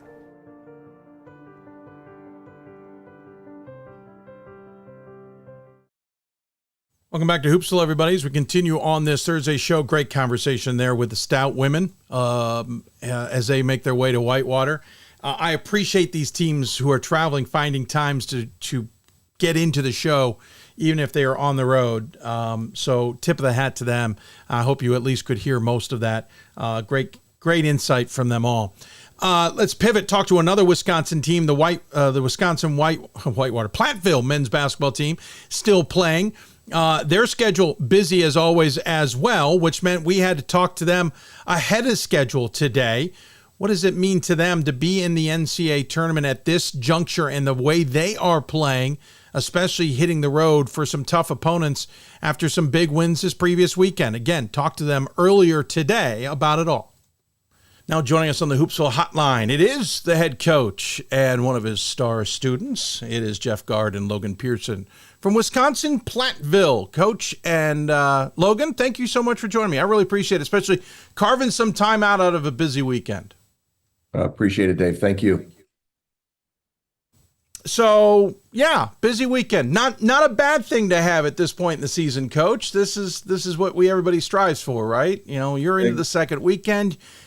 Final Four is so tantalizingly close, but you got two early important games potentially in front of you. We do. And, obviously excited, 16 teams being here now. And, with the focus with this group and, they've been pretty dialed in pretty much all year long. But especially once we hit the tournament, about just focusing on the next one. And, that's what's exciting. Obviously, our next one is a very big one with Case coming and seeing them. And obviously, we got our hands full, but just obviously appreciative of the opportunity and, fortunate to be here and, make the best of it. Logan, you got to be as one of these players who've been around the program for a few years. You've got to be pretty thrilled with where you and your teammates have been able to accomplish this season and get to this point so far. Yeah, for sure. I mean, last year, obviously down year for us, young team, we lose a lot of seniors. So just to be able to get to the second weekend and just make everyone in the community proud, and hopefully we can keep it rolling and get two big wins this weekend. Coach's fault. He didn't keep that recruiting flowing, and we get it. We understand. Coach, last time I talked to you, it was right after the Stevens Point loss at the end of January. It was a little bit of tongue in cheek. Oh, Stevens Point got us. Interesting enough, they got you again. And then but that was it. That was literally the only blemish you all had in the 2024 portion of the season. Interesting enough, the WIAC race, you kind of distanced yourself. Things kind of just panned out the way they were without too much fanfare. It's almost like, what did you expect? Was that what you expected? Was the WIAC what you expected? Was kind of finishing 4 games up on everybody what you expected? Not at all. Not at all. I think somebody even brought it up to me. When's the last time whoever's won the league has won it, by a 4-game margin as well? Obviously, I think it was just kind of a combination. We hit some teams at times with, whether they had injuries or obviously injuries were going throughout. Obviously some teams trying to find themselves late. But like I said, we were picked to be preseason number 4 in the league, and I think River Falls was 5 or 6. They finished right behind us, so it was. I don't want to say it was the typical WIAC year, but I think we stayed true to what we talk about all the time, and we always say it's about us. Don't worry about anything else. Just handle our own business. And for the most part, I thought that's what these guys did. They just took care of their own business and didn't worry about who was playing who and what was coming up. So it was just the task at hand of the day at hand. Yeah, I'm not sure I call it typical. Not when the defending champs who bring everybody back are seemingly mired in the middle of the conference and you guys finished 4 games up. It was a very strange year. And you're the only ones in the tournament, interestingly enough. Granted, with an upset, I think that would have been different. And I'm not trying to think ill wills about what your season guys would have turned into. Logan, I am assuming when the brackets were announced and you did not see Steven's points name or anywhere near you on the NCAA tournament, you guys were more than happy, right? I mean, we don't need to deal with the pointers. For sure. What was it about this season in terms of competition in the conference, Logan, from an athlete's perspective, that made it different, that made it what it was this season?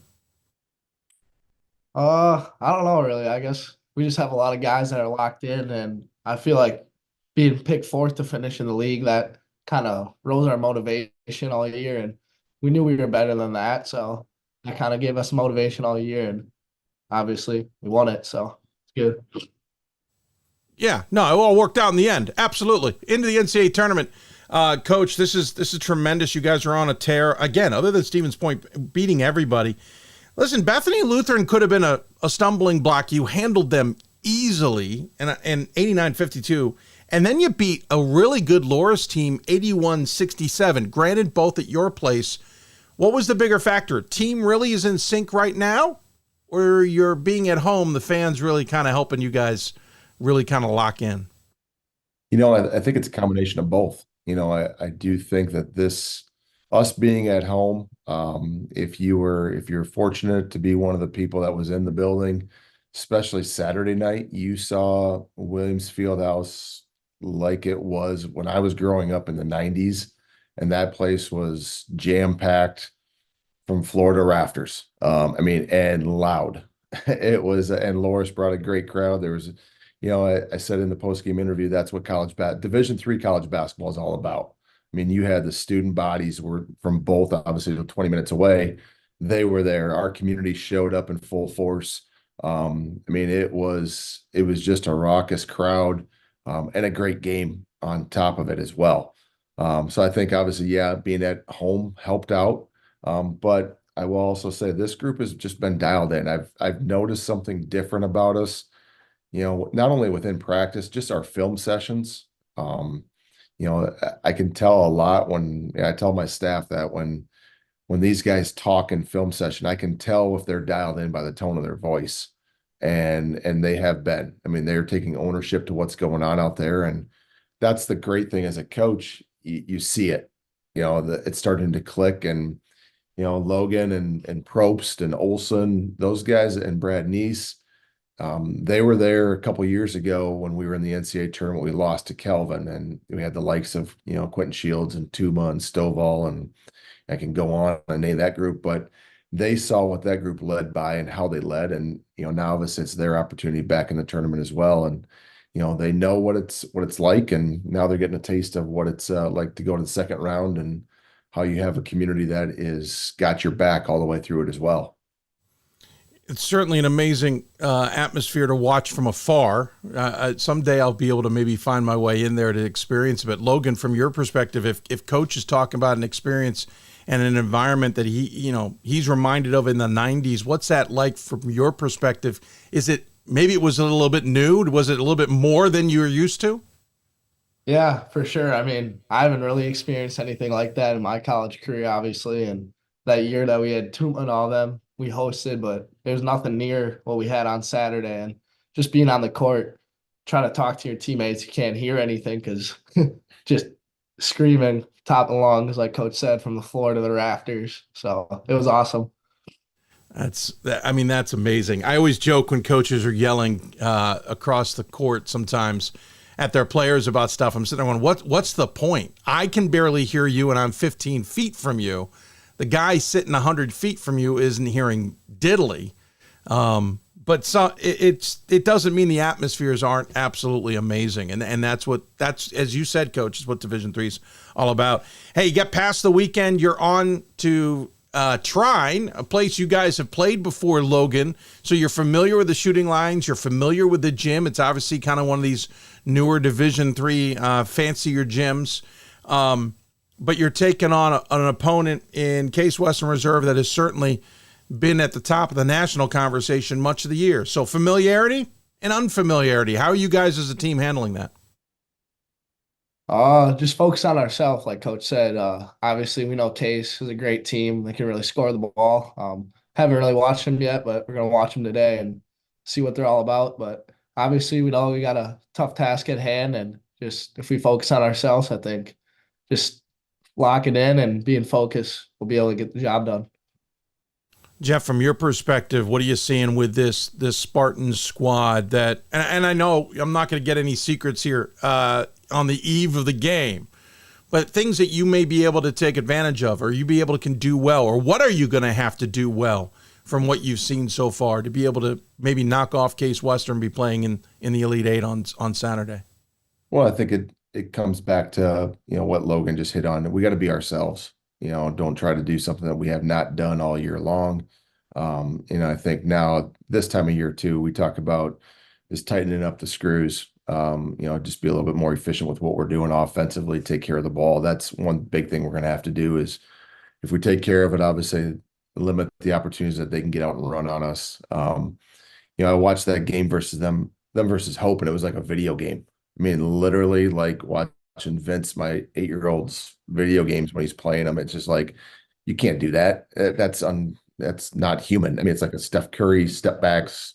I mean, so we've got a task at hand. Like I said, I think we just got to be able to stick true to who we are. Understand, obviously, communication is going to be key, but it's tough when it's communication in a big gym, and it's a loud gym as well. But guys got to trust teammates and what we do. And hopefully we're fortunate enough to just be able to score one more point than them. Interesting twist. Okay, you're not at home. You can't take advantage of the home atmosphere, but you're also not at Case, who technically was the higher seed. We don't talk about Case not playing at home this weekend like we did some others. You're playing them neutrally, Jeff. To some degree, that's a benefit, I would assume, right? Instead of having to deal with their atmosphere, or really, to be fair, being overwhelmed by your own. Exactly. And I think I look at it, and I mean, they've been hot. We've been hot lately, but we've all been at home. Their last 5 games, and they've been blowing teams out. I think they maybe had a close game a couple weeks ago, but everything's been at home the last 5. Same with us. So getting away, I think that's the big thing is when you get away from your home crowd, and know that they're only a couple hours away, so I would assume that they're going to have a decent crowd coming in as well. We'll see. I think we'll have a decent contingency from Platteville making the trek over. But yet again, even on Saturday when we talked about how large the crowd was, kept on reminding our guys, as loud as the crowd is and as big as this is, it's about the people between the lines, and you guys got to be able to go out and control. I know that's coach talk and cliche-ish, but at the end of the day, that's what it is. And, that's where this group, again, just stay true to who we are and take care of our business. Yeah, maybe it's a matter of whether your crowd wants to deal with Chicago and getting around that city. And I'm saying that of my beloved hometown, so I get it.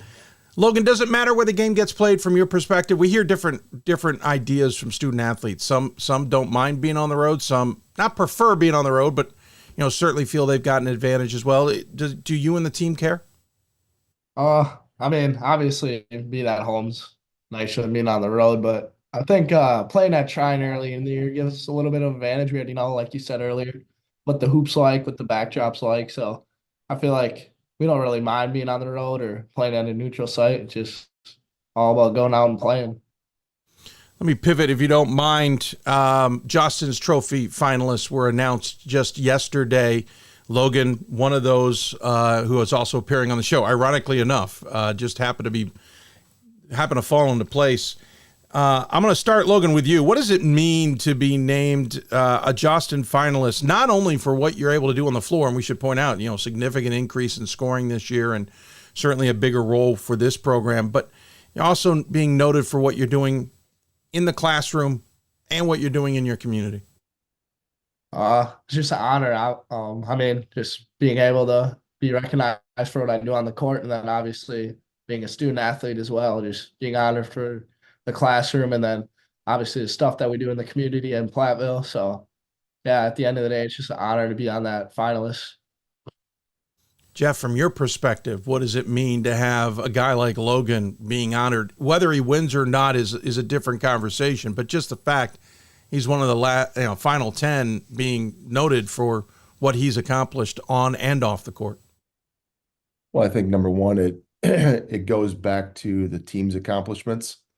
I think you can look at it, and I probably go back over the years. There has not been many finalists that have come from teams that are sub 500 or 500. And I think that's an accomplishment to the team and what's going on. And obviously, Logan plays a big piece within that as well. But, for us, again, it goes back to Platteville as well. Obviously, Logan's now got an opportunity to go represent Platteville at the national stage, and his name gets put out there, but it gives, the recognition of the community as well. We're heavily involved in Platteville and the surrounding area and what we do, some community service events, but then also around campus as well. And, that's the one thing, not only Logan, but our entire team proud of these guys, the way they represent and carry themselves on and off the floor. And, obviously it's an honor for Logan to be a part of this.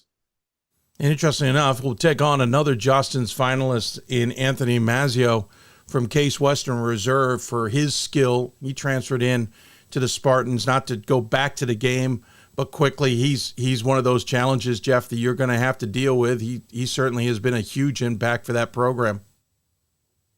Oh yeah, for sure. It's hard to not watch or to watch film and not keep on saying, okay, what are we going to do with this kid? What are we going to do with him? And, again, obviously he's had a phenomenal year.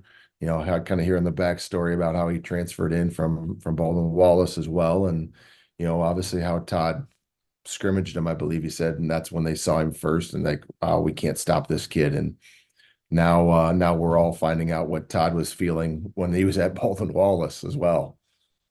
Yeah, exactly. And I assume out of just, simplicity here, you're going to put Logan on him, right? Because we have to have the Jostins v. Jostins matchup. So I assume Logan, I don't know if you know this yet, Logan will be defending Anthony, right? That's just the logical idea here. I know forward, center, guard, whatever. That works. Yeah. It'll probably be Logan, or we might just go zone. We've been playing so much zone all year long too. So, we'll see which one we're going to throw out there first. I get a sense a little misdirection there. Just a little. Obviously, big game, big atmosphere, all of that. All in all, Jeff, though, as you said, you guys were picked to finish fourth in this conference. You end up winning the conference by going away by 4 games in the regular season. You win the conference title in the tournament as well. A team rebuilding from a bit of an off year because of how much you had lost the season before. What's this season been like in totality? Just proud of these guys. They brought it from the time that we lost at Eau Claire last year in the conference tournament to where we are right now. There's just no quit in this group. They're every day walking into practice is a treat. Having my family around them all the time as well as a treat. That's what makes coaching that much more enjoyable, is to be able to spend it with quality individuals. And I can honestly say that we have that here in Platteville, and it's a very, very special place that we all know about. Logan, from your perspective, you hinted at it. It's kind of a neat year considering what you guys went through last season. In totality, what's that locker room been like? What's it been like as a group to experience this season and to get through it simply with 4 losses to good teams, by the way, Keene State, Trine, and apparently Stevens Point. But what's that been like from your guys' perspective? this has been awesome. I mean, guys stepping up, and you see how much kids grow within a year, and just like how close everyone comes. So we just been so close all year, and that locker room has just been awesome. Everyone just gets along, and we're all just friends on and off the court. So that just makes it 100 times better. Yeah, right. If you're enjoying it off the court, you're going to enjoy it on the court. Teams have certainly succeeded when they're not enjoying things off the court, but it's a lot easier if you're all buddies. By the way, quick question. If you get through the weekend, Jeff, do you hire the Stevens Point team to come in and practice against you to see if that helps you for the Final Four, maybe? Yeah, we may reach out to Kent and see if they can make a trip down to see us, and we can get a little run in and kind of keep our guys motivated. Yeah, I have a feeling you wish he had stayed at lacrosse. I don't know, just a gut feeling.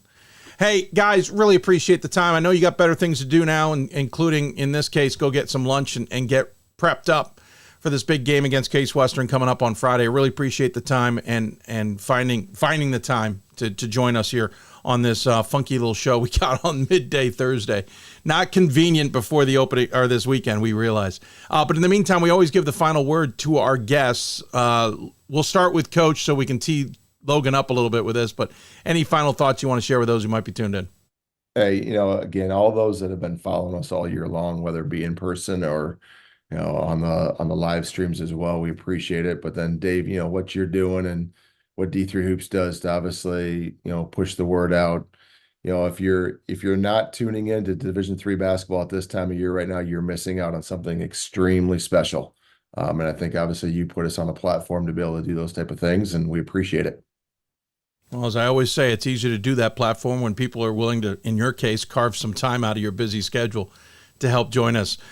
So I appreciate that. Thank you. Logan, from your perspective, final thought. So I'll say thanks for having us on. Thanks for everything you do for D3 Hoops. It's awesome. Just everyone who supports Platteville basketball, thank you. Like Coach said, if you're with us or watching from afar, we appreciate that. So just thanks for everything. Hey, well said. Well said indeed. Thanks, gentlemen, for your time. Good luck this weekend. We'll look forward to watching the games, and at some point we'll catch up down the road. Sounds great. Thanks, Dave. Thank you. Jeff Gard, Logan Pearson joining us here on the Hoopsville Hotline from Wisconsin-Platteville. Thanks to Coach and Logan Pearson joining us here on the show from Platteville. They take on Case Western Reserve in that game and in Angola, Indiana, where they'll be at trying to wash you on the other end. Should be great. Maybe we see a UAA matchup there.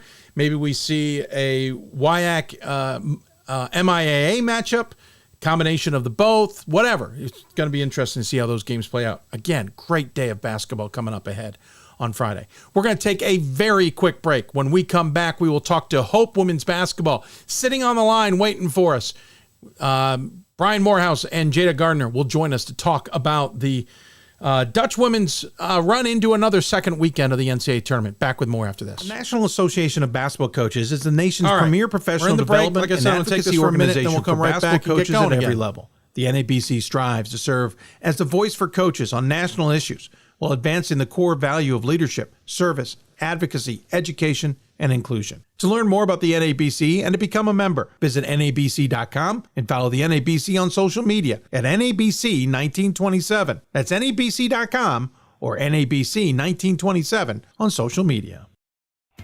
Something I discovered in myself is that if I have a goal, and I can accomplish it. It's a well-rounded experience. At a Division III school, you primarily a student athlete, so the school is really shaped around you developing yourself as a complete individual. It helps a lot that you have a family with your team that can guide you.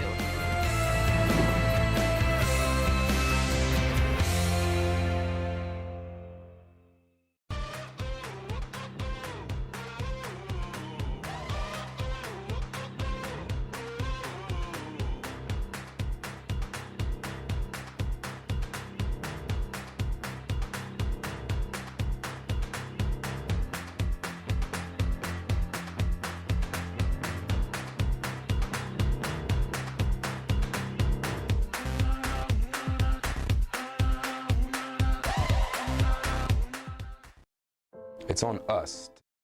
Welcome back to Hoopsville, everybody, as we continue to roll along here on this Thursday edition. We were talking to University of Wisconsin-Stout prior to Platteville on the way to Whitewater. I don't normally dive into the same pod twice, but I couldn't resist this time around.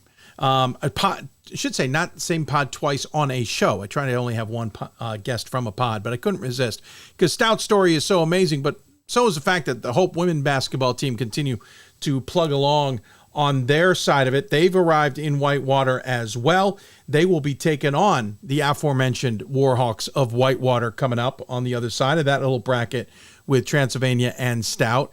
And we're getting the team just as they've come off the bus. I believe I heard that our guests ran to their rooms, so they might be sweating. We'll see if we need to get them a towel or anything. But joining us on the Hoopsville Hotline, it's Brian Morehouse, the head coach of the Dutch women, and it's Jada Garner, the head, who's joining us as depends on your perspective on this, but she's corrected me. She's the junior guard on this team.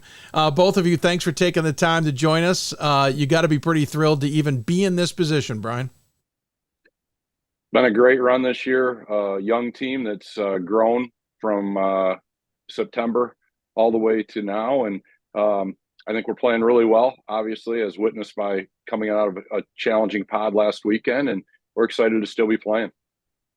Jada, from your perspective, what's it like it becomes a little routine maybe for everybody that Hope's always in the second weekend, but is it routine from your perspective? Yeah, I mean, my freshman year, we obviously won the national championship, so we went all the way. And then last year, we kind of had an early exit of the first weekend in the second round. So, this year, a new team, it's great to, obviously still be playing, just like Mo said, and to have more opportunities to play in games and continue our season. So it's been a great year so far, and I'm really excited for what the rest of the tournament has in store for us. I still can't get my head wrapped around. They say this all the time, Coach. They call you Mo. Listen, I'm trying to wrap that. Is that respect, or they're just done with you at this point in the season that they just start calling you by your short name? Yeah, it got complex especially when my dad came on staff, and there were two Morehouses, and then I became Mo, and I'm just not that guy that gets all hung up in it has to be, coach every time. It has to be Coach Morehouse. I mean, we're a family. If I'm going to call them by my nicknames for them, it's only fair that they can come back at me with theirs. Okay, what do you got for a nickname for Jada then? Yeah, that's the problem. We don't have one for Jada. Oh, darn. Thought we teed that one up. It's been Jada. Now, I'm sure the team might have some, behind the scenes, but they've never shared them with me. Fair. Jada, is there a behind the scenes nickname that you want to share? Not there. Honestly, I don't really have one. A lot of other people on our team do, but I am not one of those people. All right. Well, fair. I mean, you don't have to make this show exciting if you don't want to. It's okay. We'll accept your non-answer. Hey, listen, it's an interesting season. Again, you talk about, falling short last season in the first weekend.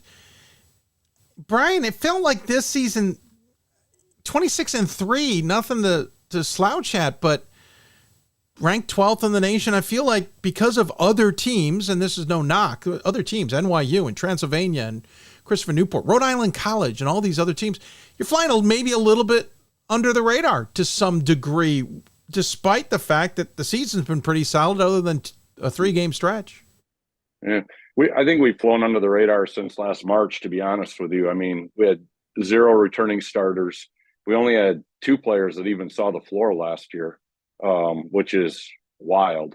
So we only have 2 kids that had any game experience heading into this year. And we were either unranked or pretty low ranked, coming into the season, and rightfully so. I mean, why would you put us up there other than the fact that traditionally we've been good? We were where we should be, probably in the 20s, if not unranked. And I just like what this team has earned. They didn't live off last year's team's reputation or the national champs. They came in, I think, a little underappreciated. We were not picked to win our league, and we got after it. And I think that the NCAA rules this year that allowed teams to not start on October 15th, but to start in September, may have benefited this team as much as any team in the United States. Valid point. Yeah, the chance of you using days, so maybe taking from your October to use in a little bit of September to at least introduce everybody and get some things in place and at least check in on everybody. I know the mental and the well-being side of that is just as important. And I know that was a factor. Jada, you've kind of gone through it all per se, as you mentioned, a national championship team, and then this season last year where it fell short, but then losing everybody and coming back, as Coach said, with no starters who really saw any time, only a handful of players like yourself who had really been a presence. What was this season like compared to those two where the expectations were so much different going into the season and throughout? Mm-hmm. Yeah, I mean, I think Mo kind of hit it hard that we obviously lost all of our starters. There wasn't a ton of game experience from like the returning players besides about like 2 to 3 people. So I think we as players just always played with a chip on our shoulder to not like prove the outside, of what other people think of us, but to just do it for ourselves and do it for our team, and knowing that like we are good enough and we have put in the work with starting the season in September, and obviously all the work we've done in the off season, and that, just because you lose the starting 5 doesn't mean that we can't carry on the success of Hope College women's basketball. So I think we just, came out and played with like chips on our shoulders throughout every game. We believed in each other. We just stayed united. And I think I've really, besides like my high school team, I think this is another team that we have genuinely like built really good relationships outside of basketball and outside of practice and games and stuff. And I think that has really helped us on the court with trusting each other, staying, keeping our circle tight. And I think that's just been a key part to our success. So I think that's a really cool, special thing about this group. And I think, we just have played with a chip on our shoulder and know that we are good enough, even though we maybe have lost a big chunk of our team from last year. Fair. Of course, the season started well. Wins over Illinois Wesleyan, as we talked to Coach earlier about. The loss to the Wisconsin Lutheran. I mean, listen, we know Wisconsin Lutheran's always a good team. Got rolling along, got the win over Calvin in the rivalry game, obviously. And you got a win over trying to start January. Things were certainly clicking along. Yes, you had the one loss to Wisconsin Lutheran, as you mentioned. But, Brian, mid-February, things seemed to come a little bit unsteady, let's call it. 2 losses in 3 games to Alma and Trine, with Albion mixed in between as a close one, 78-68. Held to 50 points by Alma, held to 59 by Trine. Any concerns at that point that maybe the team had hit its max and people had figured you all out? Well, as a coach, you're always freaking out, right? Because that's what we get paid Fair. to do. Yeah. But I didn't see that panic with our team. I think it's with a chip on their shoulder this year. Jada talks about playing with a chip on their shoulder. When we beat trying to win the league outright, we were up 3 games in the league. I'm not saying that you lose the chip on your shoulder, but you check off some things that are super important, and this team wanted. And I think that we had to get kind of whacked back into reality by that loss to Alma and then that loss to a really good Trine team. I mean, hey, let's shout out our league once again. Nobody was picking them last weekend in that game in the first round, and they win in double overtime. Our league is really good. And, sometimes we don't get the respect that we should nationwide, in my opinion. I think strength of schedule is hard in our league at times, but we have a really good team. And our team our league has very few seniors. Our league is going to be unbelievably good in the next couple of years. So maybe we had a little chip on our shoulder and we lost that, but I think it was back in full force after those losses. And I think we played that way last weekend. We thought we could have hosted last weekend. We didn't. We went on the road. We beat a really good team from Ripon. We beat a really, really good team, a blue blood, in my opinion, in DePaul on the road at their place. And, we're still in this thing, and I'm excited to go for another week with these women. They're tough. They're resilient. Nobody is betting on them, and I kind of like it. Listen, in all fairness, Trine, of course, 8-loss team this season, lost 4 in conference, I think took a little luster off of who we thought the Thunder were. But to your point, yes, they're always a battle-tested team. And after the win over you guys, I mean, that game against Gustavus Adolphus is going to go down as one of the more exciting first-round games we've seen in a long time. And then, unfortunately losing to Oshkosh, who's the WIAC showing just to be as good as a conference as we're all used to. That all said, as you say, this thing's resets in the tournament. Here we are. You're going to be taking on a WIAC team in Whitewater coming up at their place in a game that could have been at Transylvania, as we've discussed in nauseum on social media and elsewise. How do you get ready for this Warhawks squad at their place, Brian? Does that make a difference? Yeah. I mean, it's good to be at home, right? And they earn the right to be there. I could take you back through the history of Hope College and come up with 3 or 4 times where we were sent on the road in a very similar situation to what Transy is. We got sent to Texas one time. We should have been at home. We got sent to Illinois Wesleyan one time. We were undefeated #1 team in the nation, sent on the road to Illinois Wesleyan with a chance to come back home. I mean, I hear it. I understand the frustration, but it's not like this is everybody got it out for Transy and this is the first time this has ever happened. I mean, this is Division III. And yeah, so we're going on the road and we're playing Whitewater. They're really good. They're even better at home.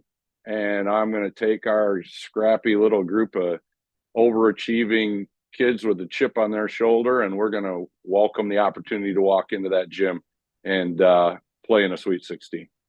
Well said across the board. Thanks for the memory lesson too there, the history lesson a little bit. Not that I forgot that you all were sent on the road in a similar circumstance, but we get so accustomed to those logical decisions based on the criteria and the priorities that you just get used to those decisions taking place. Whether they're fair or not is another conversation. It's literally another conversation. Jada, you guys are somewhat used to hostile environments, to be fair. First, you got your own hostile environment, and that's a salute to the crowd that arrives at DeVos to root you all on just as much as they do the men. But you have to go to Calvin. You have to go to Trine now. That environment has changed a lot in a lot of years. And whenever you go to another place, they know who's coming. Those fans are aware it's Hope. I bet you don't have a lot of small crowds in games that you're on the road for. So I'm assuming for all of you, it's just another away crowd to you. Granted, you haven't seen it yet, but in this Whitewater environment. Yeah. I think Mo said it good too. Like, our league, I think, is very underrated, and there's especially with being a part of the Hope women's basketball team, there comes with this target on your back that, you're the team to beat, and people have you circled on their schedule, and, everyone wants to be Hope College. So I think, that has helped us play in those hostile environments. Trine's always a really good game. The Alma games was close this year. Calvin, obviously, so I think that those games have definitely helped us, and also our non-league schedule with Illinois Wesleyan, Milliken, all those really good teams that we played have helped us to, prepared us for the tournament. And definitely Whitewater is no different. They've got a really good crowd, and obviously they play really well at home, and they're a good team. So I think this team, though, has done a really good job of just embracing that opportunity and not shying away from it, but wanting and inviting a big crowd. And, that's what makes these games so fun. And, that's like why you play the game of basketball, is because it's a fun game and the crowd plays a big role in that. So we're definitely looking forward to seeing that at Whitewater. And a lot of us obviously have never played at Whitewater or never have played Whitewater in general. So I think that'll be really exciting and something that we're looking forward to. The trip, maybe not great. You did have to go around the wonderful Lake Michigan, a trip I've done many a times when I was a child. And listen, it's my beloved hometown of Chicago, but you had to deal with that. So I'm curious, how long did that take today? Well, I slept just about the entire ride. So yeah, smart. It went really quick for me. So other people, I couldn't they probably maybe thought it took a lot longer. But for me, no, probably not.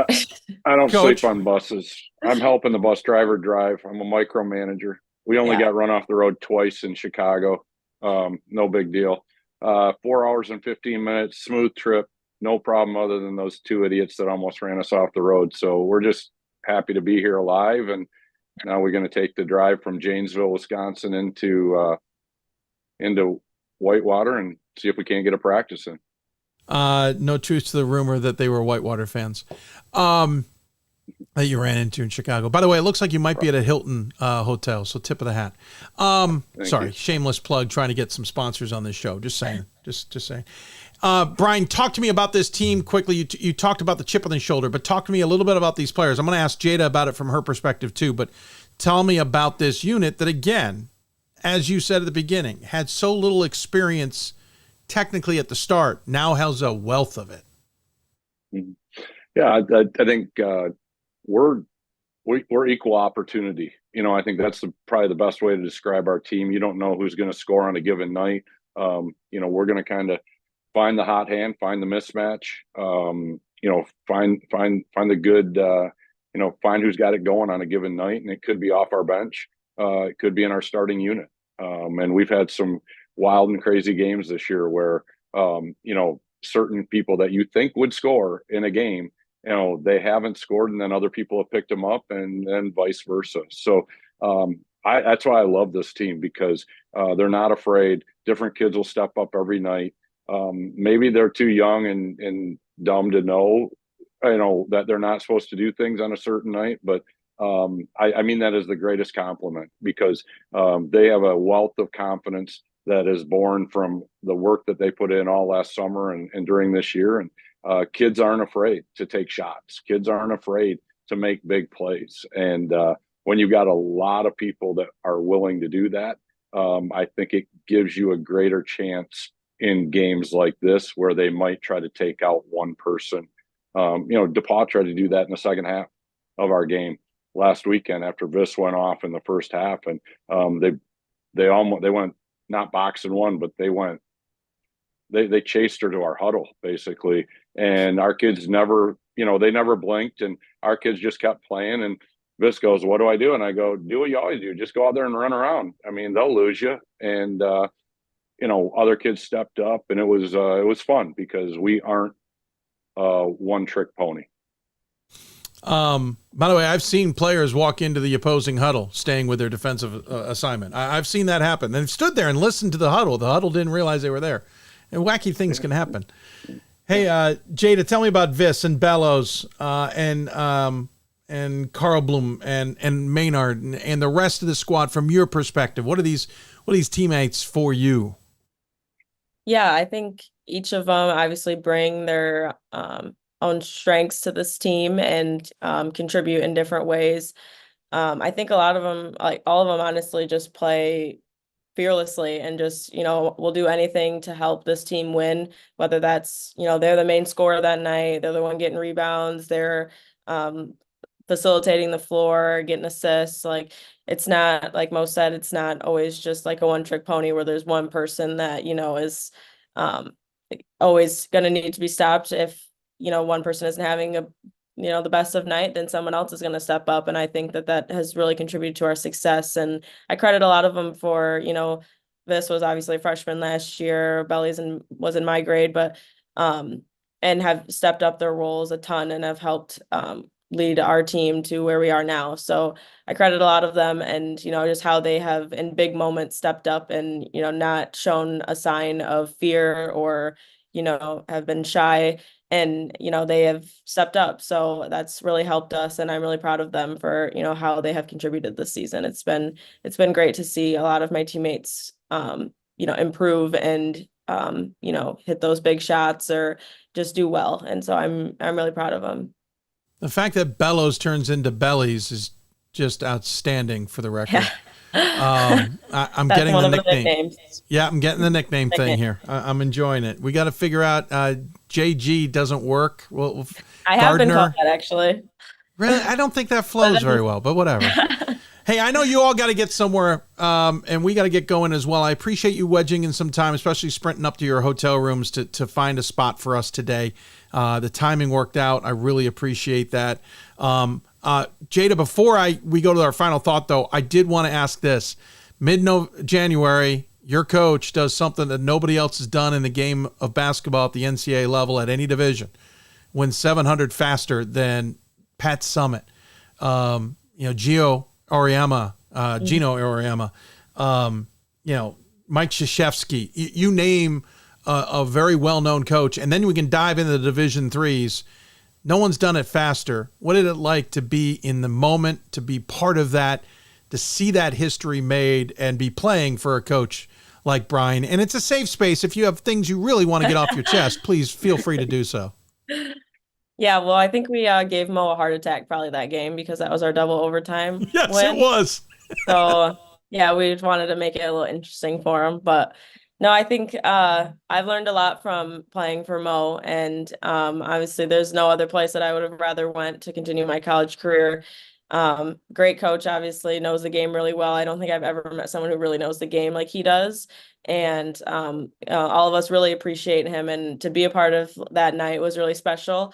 And obviously, it'll be a moment in my college career that I'll always remember. And to be able to play for him is definitely a highlight of my college career. So, yeah, really proud of him. And I'm, lucky to be one of his players and to be his point guard. Brian, GP Gromacki actually got to 600 faster than you did, but we did the math. He's got to win 100 and 108 games to be able to surpass what you did at 700. No disrespect to GP. But that is a whole nother task, and I don't think he's going to be able to pull it off. I said it to you on the last interview. This feels like it deserves the Hall of Fame ultimately. Now that you've experienced it, now that you've gone through it, now that you've hit that mark and moved through, what's it mean to you? For me, it's just great because of people like Jada and Belly and Vis and Carson, Ray and my coaching staff. Somebody said, what does your coach of the year mean in our league, or what do some of these other things mean? I said, the greatest thing for me is that I get to talk about the people that are around me that help me do it. And for me, the wins will never supersede the relationships, to be perfectly honest. And Hall of Fame, those things are not super important to me. The relationships, watching these women go on and do the amazing things that they do. I mean, like one of the most exciting things for me this whole season was when Jada announces on the bus that she got into occupational therapy school as a junior, into one of the top occupational therapy schools, in the Midwest. And she does that on the bus. And that wasn't a win on the basketball court, but I think that's a win in life. And to watch these women just, I'm on the phone the other day with Ella McKinney, who was the most outstanding player, or one of the Final Four, most outstanding players. And she's at dental school at U of M right now at University of Michigan. And, one of my other players is at med school.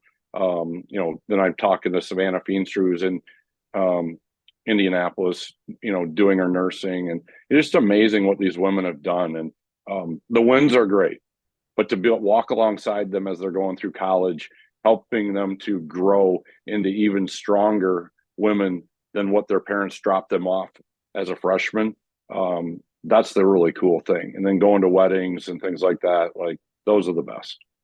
You're just in it for the weddings. I know. That's all. They're getting more expensive, man. That's true. They're getting more expensive. Like, they're so expensive. No, I don't disagree with you. I'm glad I got married when I did. Thank you very much, Brian and Jada. Appreciate the time. Congratulations. Good luck this weekend. No matter what, it'll be battle tested should you get through it. And no matter what, even if you aren't able to, congratulations on a tremendous season. Very impressive, to say the least. And Brian, congratulations again on 700. As always, we have a tradition on the show. We give the last word to the guest. Jada, we'll let Brian tee this one off and hit first, and then come to you. So, Brian, any final thoughts you want to share with those tuned in? Been a great tournament this year, if you look at it. I mean, some great first and second round games. Some Some people would say upsets, but I think like it's healthy because there's so much conversation around Division III right now. And I know that there's a lot of emphasis on, the transy thing, but like if you look at besides that, like there's just so many great storylines right now in the Division III tournament. Who's playing whom, the quality of the teams that have been able to get through to the round of, into the Sweet 16. It's unbelievable. And I've got friends at Division III and Division II, I should say, and Division I that are texting me saying how great our tournament is and how we do it right. I mean, Division III coaches might complain. You talk to the Division II coaches about how they do it. They wish that they had the Division III tournament with 2 games on a weekend, not 3, how we select, how we do a really good job of getting people not just playing the teams that they played in their league. We do it right at the Division III level, and I'm proud to be a part of it. I appreciate that. I agree with you. I think some others who have felt otherwise should listen, and I'm not talking within Division III. Well said. Jada, your final thought.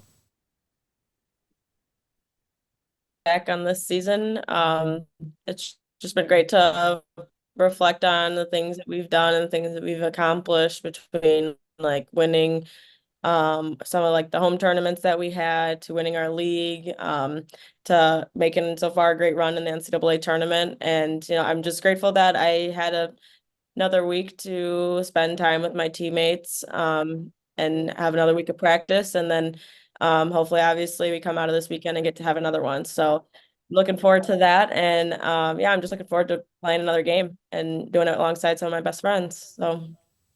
Hey, congratulations on the occupational therapy school. That is really awesome as a junior. Thank you. Congrats on the season, both of you. Thanks for the time, and we'll look forward to catching up with you down the road. Thanks, Dave. Brian Morehouse, Jada Gardner joining us here on the Hoopsville Hotline ahead of their game against Whitewater tomorrow. Should be a dandy. I agree. This has been one of the more exciting tournaments we've seen in a long time. Can't wait to digest that in the offseason a little bit more. We'll take a break. When we come back, we will talk men's basketball. We will switch gears and talk to, where are we going? Because, my brain has gone sideways and forgotten 90% of what I'm supposed to remember. That's right. Dave Hastings, Jeff Hunter join us from Keene State. And then still ahead, Kendra Whitehead and Parris Parmer from Hardin-Simmons. Back with more after this. The National Association of Basketball Coaches is the nation's premier professional development and advocacy organization for basketball coaches at every level. The NABC strives to serve as the voice for coaches on national issues while advancing the core value of leadership, there's service, bigger problems. advocacy, There's worse problems to have than that, inclusion. right? To learn more about the NABC and to become a member, visit NABC.com and follow the NABC on social media at NABC 1927. Maybe I'll pass. That's NABC.com or NABC 1927 on social media. Something I discovered in myself is that if I have a goal, then I can accomplish it. All right. It's a well-rounded experience. At a Division III school, you primarily a student athlete, so the school is really shaped around you developing yourself as a complete individual. It helps a lot that you have a family with your team that can guide you. Hey, Jeff, how are you, sir? Hello, everybody. Sorry about my delay. Got tied up with a good coach talking. Yeah, no, it's not a bad complaint. Just sometimes I can't keep the timing intact. Coach, good to have you. Coach, you muted. Yeah, I'm muted or something's up with the audio. There he is. That was said by a player as if he said that to you before. It's on us to stop sexual assault. Hey, thanks for taking the time, everybody. We'll try and keep it tight because I know you got a busy schedule. I'm just setting things up here real quick on our end, and then we'll get going. Safe for all. It's on us. You're going to get an alert here. You already got one. You'll get another one in a moment, just indicating that. More than just a bystander. To step up and say where something. Am I? Oh, shoot. Well, that was stupid. I just realized I overwrote everything. Learn how and take the pledge at itsonus.org.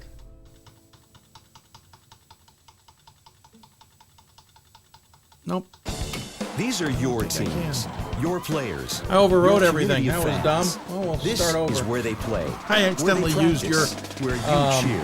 At every meet, your every template event, for my last segment in a hurry. Community I is wasn't paying passionate, attention, so dedicated, I have to supportive. fix you that know now. the tension So that of was a close lovely. game, and But we'll at thrill least of get the your win. headshots in, So while you're we'll cheering, go from there, and then keep an eye out for figure out anything everything out of the ordinary. If Um, you see something suspicious, thanks again for say taking the time. something We'll to very local conversational. authorities. Talk about the team. Talk about learned what a you lot guys are all about doing playing and college where you're at, I never thought so on about and so the health forth, and benefits go of from there. exercise until I actually started to talk to coaches. Appreciate your in time, college. everybody. It's not only just for performance; it's for life. My coaches instilled the importance of well-being, not only building up strength, mental health, getting enough sleep, Oh, no. eating No, properly. I got what time. it I got a is clock healthy. running out on me. I decided that I want to go on a personal trainer and share my Eventually, it's knowledge gonna that I time out gained on in me. college about physical and mental well-being. For the love of the game, but for those of us who are Division III student athletes, it's more than that. All right, A that lot one was more. done easy. Sure. See if I can get the game other is one done. important. I talk out loud when I'm We trying to work push so hard myself. to build both mind and body. It's more about team. Bad That habits. is why NCAA Division III teamed up with Special Olympics. No one- And in one would giving the argue it gift may of not be sport working. To those for whom it seemed an impossible dream, we are working to make this a better world. Help us keep that dream alive. You can make a difference. We've got more schools than Division 1, more fans than Division 2, more upsets than March Madness. There's nearly 850 programs with over 11,000 games leading to 2 national championships. And we've been covering it all for over 2 decades. From Eastern to Occidental, from Puget Sound to Piedmont, from Southwestern to the University of New England, and from Hope to Calvary. Nobody covers Division III basketball like we do. We're D3Hoops.com at www.d3hoops.com. Welcome back to Hoops. I think maybe you heard me all throughout that break. Apologies. I don't think I muted myself. Some of you may have even heard me talking about to our puppy who was finally given up sitting in the room here. Yeah, still unmuted, Phil says. Sorry about that. At least I was clean, knowing the mic was in front of me. We didn't have to say anything too obnoxious or inappropriate. By the way, Phil, I know you were jumping on our Facebook side of things. It says we're 80% of the way to our goal. We are not. We're 30% of the way to the goal. The 80% was an old message I couldn't edit, and then somehow it fired on its own. But c'est la vie. Let's pivot and talk men's basketball with Keene State. We're running a little bit behind, so we're going to jump right to them. The Owls are once again in the second weekend of the tournament. They're not at Swarthmore, so maybe things will go differently for the Owls, who probably got a little tired of being outside of Philadelphia. This time, they're down in Greensboro, North Carolina at Guilford, and joining us on the Hoopsville Hotline to talk about it, David Hastings, along with Jeff Hunter, who's a Jostens finalist. We'll talk a little bit about that in a moment. But gentlemen, congratulations. So I'm guessing if you have your prior coach go and take a job in the Centennial, it allows you to avoid the Centennial in the tournament. Is that how it works, David? That's not the way it works at all. We're happy to play anybody anywhere. Yeah, I know, but we got to have a little fun with it anyway. Jeff, I know it's not routine, but it's also somewhat routine. Keene State, here you are, second, third time you're in this position again, trying to punch your way through to get to a Final Four. It's got to be pretty incredible where this program has gotten to, and now how consistent you have become. Yeah, no, it's definitely a great feeling to be able to kind of make this a routine, like you said. This is our second time in the Sweet 16. My junior year, we went to the round of 32, and that was actually the first time we went to Swarthmore. So we had beat them in the 64 and then lost to Oswego in the round of 32. But definitely the program's changed around quite a bit since I got here. When I was a freshman, I think we were 10 and 16, so a little bit different than that. Yeah, I confuse the times you've been to Swarthmore with the times you've been to the second weekend. It gets a little jumbled up in my head as I'm trying to think of it all. But still, really consistent program. And I got this sense at the end of last year, Jeff, you all felt you really had some unfinished business. That what we saw when you unfortunately fell wasn't the true team because you weren't 100%. You guys felt like you could get this done. You were really itching to get back this season. Yeah, like 100%. I think that we have had that chip on our shoulder all year, kind of reflecting on what happened the prior years. Ever since I've come here, we've always gone out in the worst way possible where a team beats us by like 20, 30 points. I don't know why that's the case, but we kind of used that just to build off our foundation from the year prior and just use that to go into the following year. So we're definitely still thinking about what happened last year at Swarthmore. Obviously, it wasn't what we wanted, but everything in life happens for a reason. So we're going to use that to push us through this round this year. Fair. Coach, you take over a program which you're familiar with. Obviously, this is the program you've been working at, and you know all this pent-up energy. You know this desire and this urge and all of that. How did you harness it so that it didn't get it out of control, if that makes any sense, and derail you guys and keep you focused on understanding you had to still get through A, B, C, whatever before you could even accomplish your ultimate goals? Yeah, well, the biggest part of that is it's not a matter of taking over a program, because we were such a together program to begin with. The coaching staff was primarily here already. The players were primarily here already. So it really just a matter of directing ourselves in the right way, making sure we were having our emotions and our discipline in the right aspect, and knowing what our primary goals were. So was the primary goal this weekend? Was the primary goal next weekend? Was the primary goal to be cutting down a net, Coach? I'm not sure that's even a question that needs to be asked. Any program that's worth its salt is always trying to win a national championship. And if you're not trying to win a national championship, I'm not sure why you're playing. Each team has different levels that they can attain, but certainly we feel that we're one of the teams out there that are capable of doing that. Yeah, that might have been an unfair question, to be honest with you, to say the least.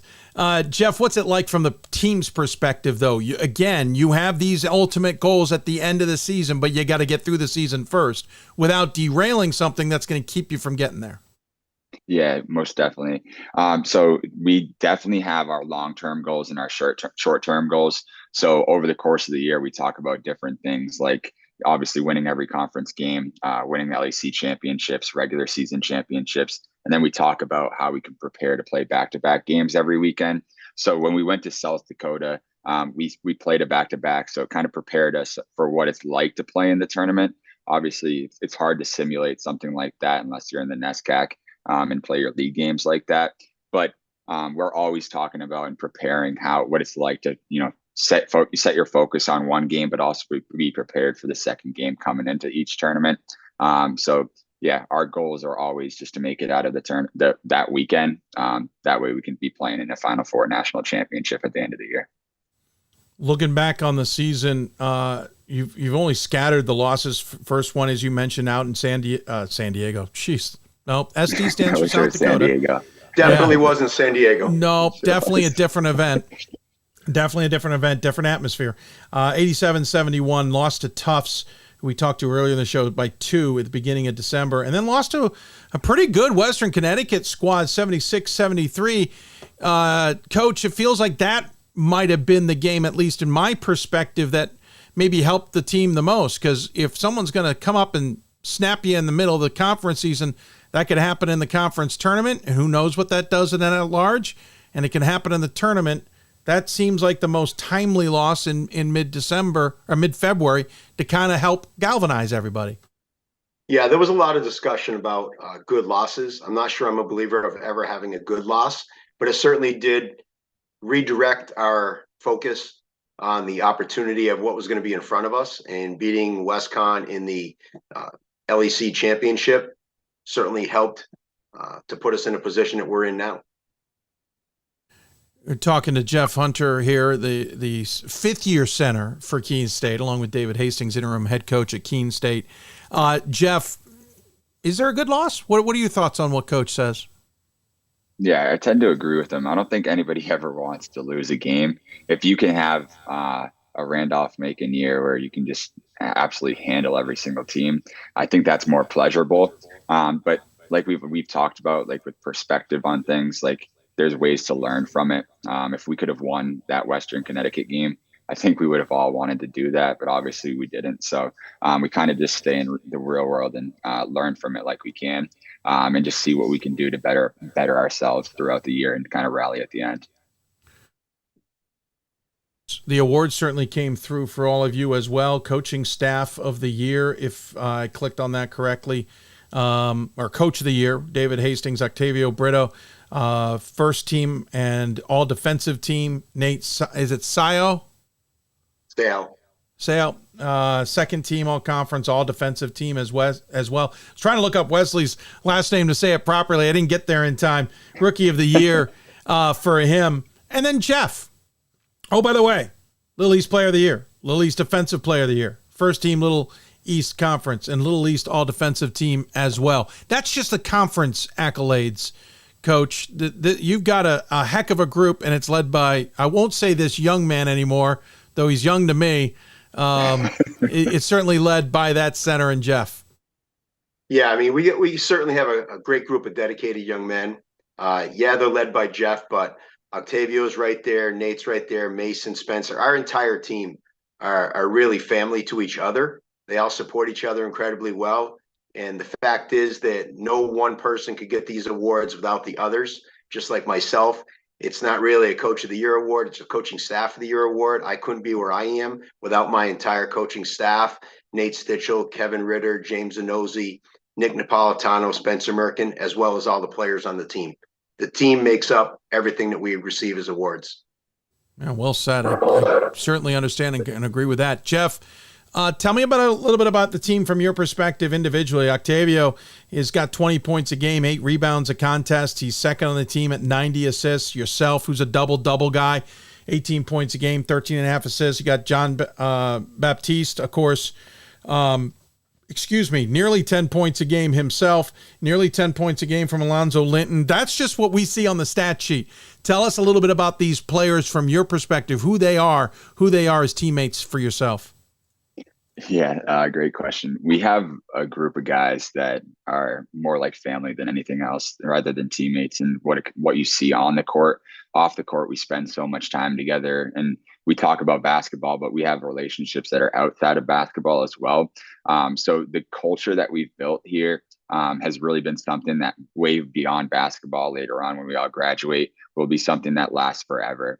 And that's the things that I think we're most appreciative of in this current moment. And then obviously translating that onto the court. If you guys are all friends off the court, it makes it a lot easier for all of us to hold each other accountable when it comes to, making the right decisions on and off the court. That way, come the end of the year when we're playing in the tournament, that we're all healthy and eligible to play, to make sure that, we have the best team possible for it. Another award that's come out, you're a finalist once again, second year in a row, Jeff, for the Jostens Trophy, which not only recognizes you for what you're doing on the floor, but recognizes what you're doing in the classroom and in your community. Jeff, from your perspective, what does it mean to be nominated a second time, as for starters, but to be a finalist a second time, to be up for this honor? Yeah, it's a great honor. And to be completely honest, I think one of the cooler things that will be is that our previous coach Keene had won that award. I think it'll be something special to share with him, obviously. But when it comes down to like my goals, my goals have always been team goals and winning a national championship. So I honestly don't know too much about the award. I see the nominations coming up for it and the finalists for it, and it'd be an honor to be a representative of it that wins the award. But quite frankly, I've never really thought about it, and I really don't know too much about the details of the award. So if I win it, I'm sure I'll learn a lot more about it. But honestly, I think it just comes along with hopefully winning a national championship, and that will mean the world to me. Okay, so humble, Dave, is a little much. Jeff's nailing this thing here. He got the Ryan Kane part. That's the most important part. But what does it mean for Jeff, for the program, to be be a finalist a second time and to be so darn humble about it? Once again, that's the real Jeff Hunter. Anything that I write about him to any of you people in the athletic world have to understand that Jeff's more than just a basketball player, and he's far better off the court than he is on the court. Anybody that's not from our area only gets to see him on the court, or what do statistics say it. This is just a very humble and sincere young man that I think half the people out there probably don't believe what he might say if they hear him when he speaks.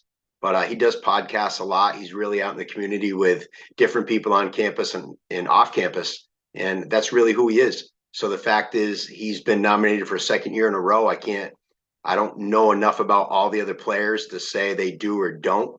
But Jeff deserves this type of award, and it says a lot about him and a lot about he represents Keene State and this team. Certainly impressive.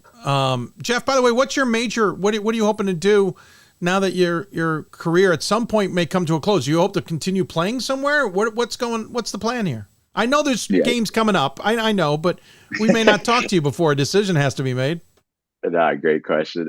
So there's a few different things that I do currently. Like as of right now, I run my own business selling health and life insurance. But I double major in construction management, occupational health and safety, and then I minor in business management. Your look says like that's a lot, but I've done 5 years, like you said, so it really makes it a little bit easier. But then, like I said, I do definitely want to play overseas. I plan on playing on the TBT team with We Are D3 this year, and then exploring my options from there and just seeing what opportunities come upon. Rainiac, we got the steal there. Jeff Hunter on the TBT team. I love it. Absolutely love it.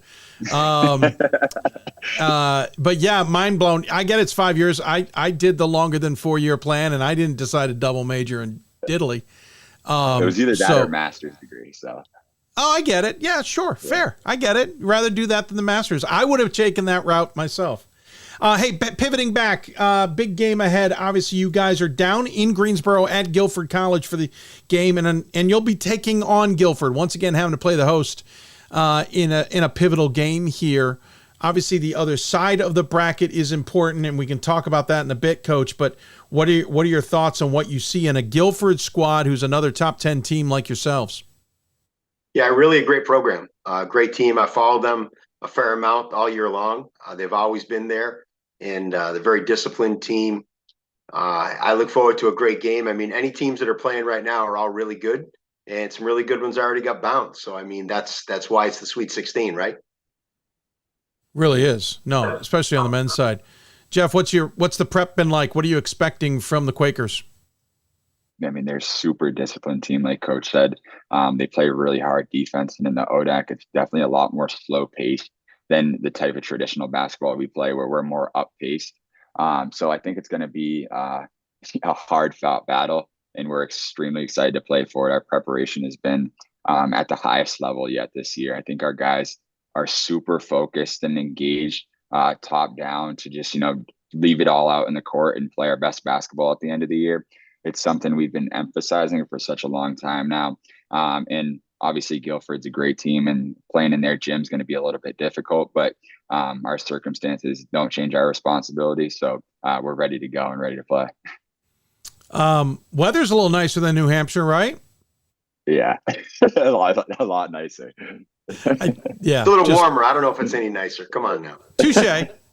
Listen, I don't mind cold weather, but at some point you do want a little warm up. So are the trees budding yet? Yes, they are. Yeah. It's this time of year when I remember going down to Salem, Virginia, starting to see the tree buds. You went, all right, spring's coming. All right, time to pivot. Yeah, it was nice to go out for a walk this morning. I am sure it was. Gentlemen, I could have you on for a lot longer, but I know you got more pressing things to do, like get ready for Guilford. I appreciate the time you gave us. Obviously, big game ahead, and we look forward to watching you and seeing how it plays out. And Jeff, congratulations again on the Jostens. We'll look forward to seeing how that plays out as well. In the meantime, we always give the guests the final word. We'll start with Coach to let him tee this one off. Coach, any final thoughts you want to share with those who might be tuned in? Yeah, I just want to thank you for having us on. Greatly appreciate you giving us the experience to do that and the opportunity to speak about our upcoming games. Looking forward to a great couple of games down here, and hopefully we're still playing next weekend. Yeah, that'd be pretty fun, to say the least. Jeff, your final thoughts? Yeah, no, same thing. I appreciate you having us on. It's been a pleasure talking, and I don't really have much to say. I'm ready to play and prepare today. So thank you. No, I get it. I can sense it. Well, good luck. Pace yourself. You still got about 24 hours here. Yeah, totally. But we wish you all the best. Good luck, and thanks for taking the time to join us today.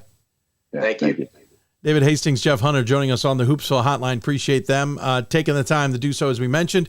Good luck against Guilford. And of course, on the other side of that is Christopher Newport and Williams. So interesting kind of New England and ODAC, Virginia, whatever motif going on there in that pot. We'll take a break. When we come back, we'll talk to another team who's a little bit out of their area. Hardin-Simmons is in New York City, and Kendra Whitehead and maybe a student will be joining us to talk all about it. You're listening to Hoopsville, presented by D3 Hoops from the NABC studios. Back with more after this. The National Association of Basketball Coaches is the nation's premier professional development and advocacy organization for basketball coaches at every level. The NABC strives to serve as the voice for coaches on national issues while advancing the core value of leadership, service, advocacy, education, and inclusion. To learn more about the NABC and to become a member, visit NABC.com and follow the NABC on social media at NABC 1927. That's NABC.com or NABC 1927 on social media. I used to never really talk. Ever. I was afraid if I said something wrong, everyone would laugh at me. But then I started to play golf with Special Olympics. It helped me to find my voice. And now everyone else is speechless.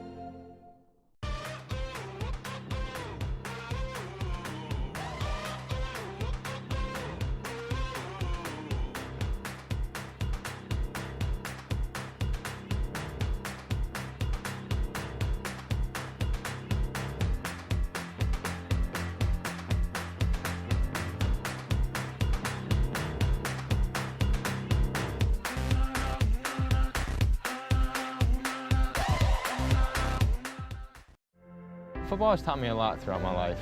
It's definitely had a huge imprint on who I am as a person. Competing at a Division III level created that opportunity for me to go to college.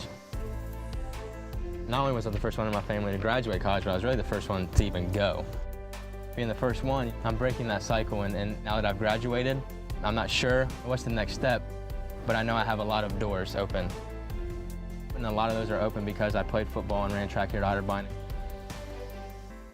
We've got more schools than Division I, more fans than Division II, and more upsets than March Madness. There's nearly 850 programs with over 11,000 games leading to 2 national championships, and we've been covering it all for over 2 decades. From Eastern to Occidental, from Puget Sound to Piedmont, from Southwestern to the University of New England, and from Hope to Calvin. Nobody covers Division III basketball like we do. We're D3Hoops.com at www.d3hoops.com. It's on us to stop sexual assault. In any way that we can. To get a friend home safe. To never blame the victim. It's on us. To stand up. To make our community safe for all. It's on us. It's on us to look out for each other at parties. It's on us. To be more than just a bystander. To step up and say something. It's on us, all of us. To stop sexual assault. Learn how and take the pledge at itsonus.org.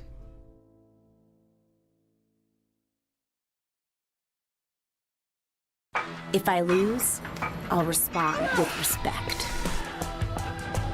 If I win, I'll back it up with humility. If I fail, I'll rise up with honor. It's tough for us to put it all on the line. Don't undo my hard work with poor sportsmanship. Respect. It's the name of the game. Coach of the Year, Administrator of the Year, All-America Team, Wade Trophy. The WBCA doesn't just honor coaches, but players, administrators, and much more. The WBCA strives to honor those who have contributed to the advancement of women's basketball. Celebrate the present, honor the past, look to the future.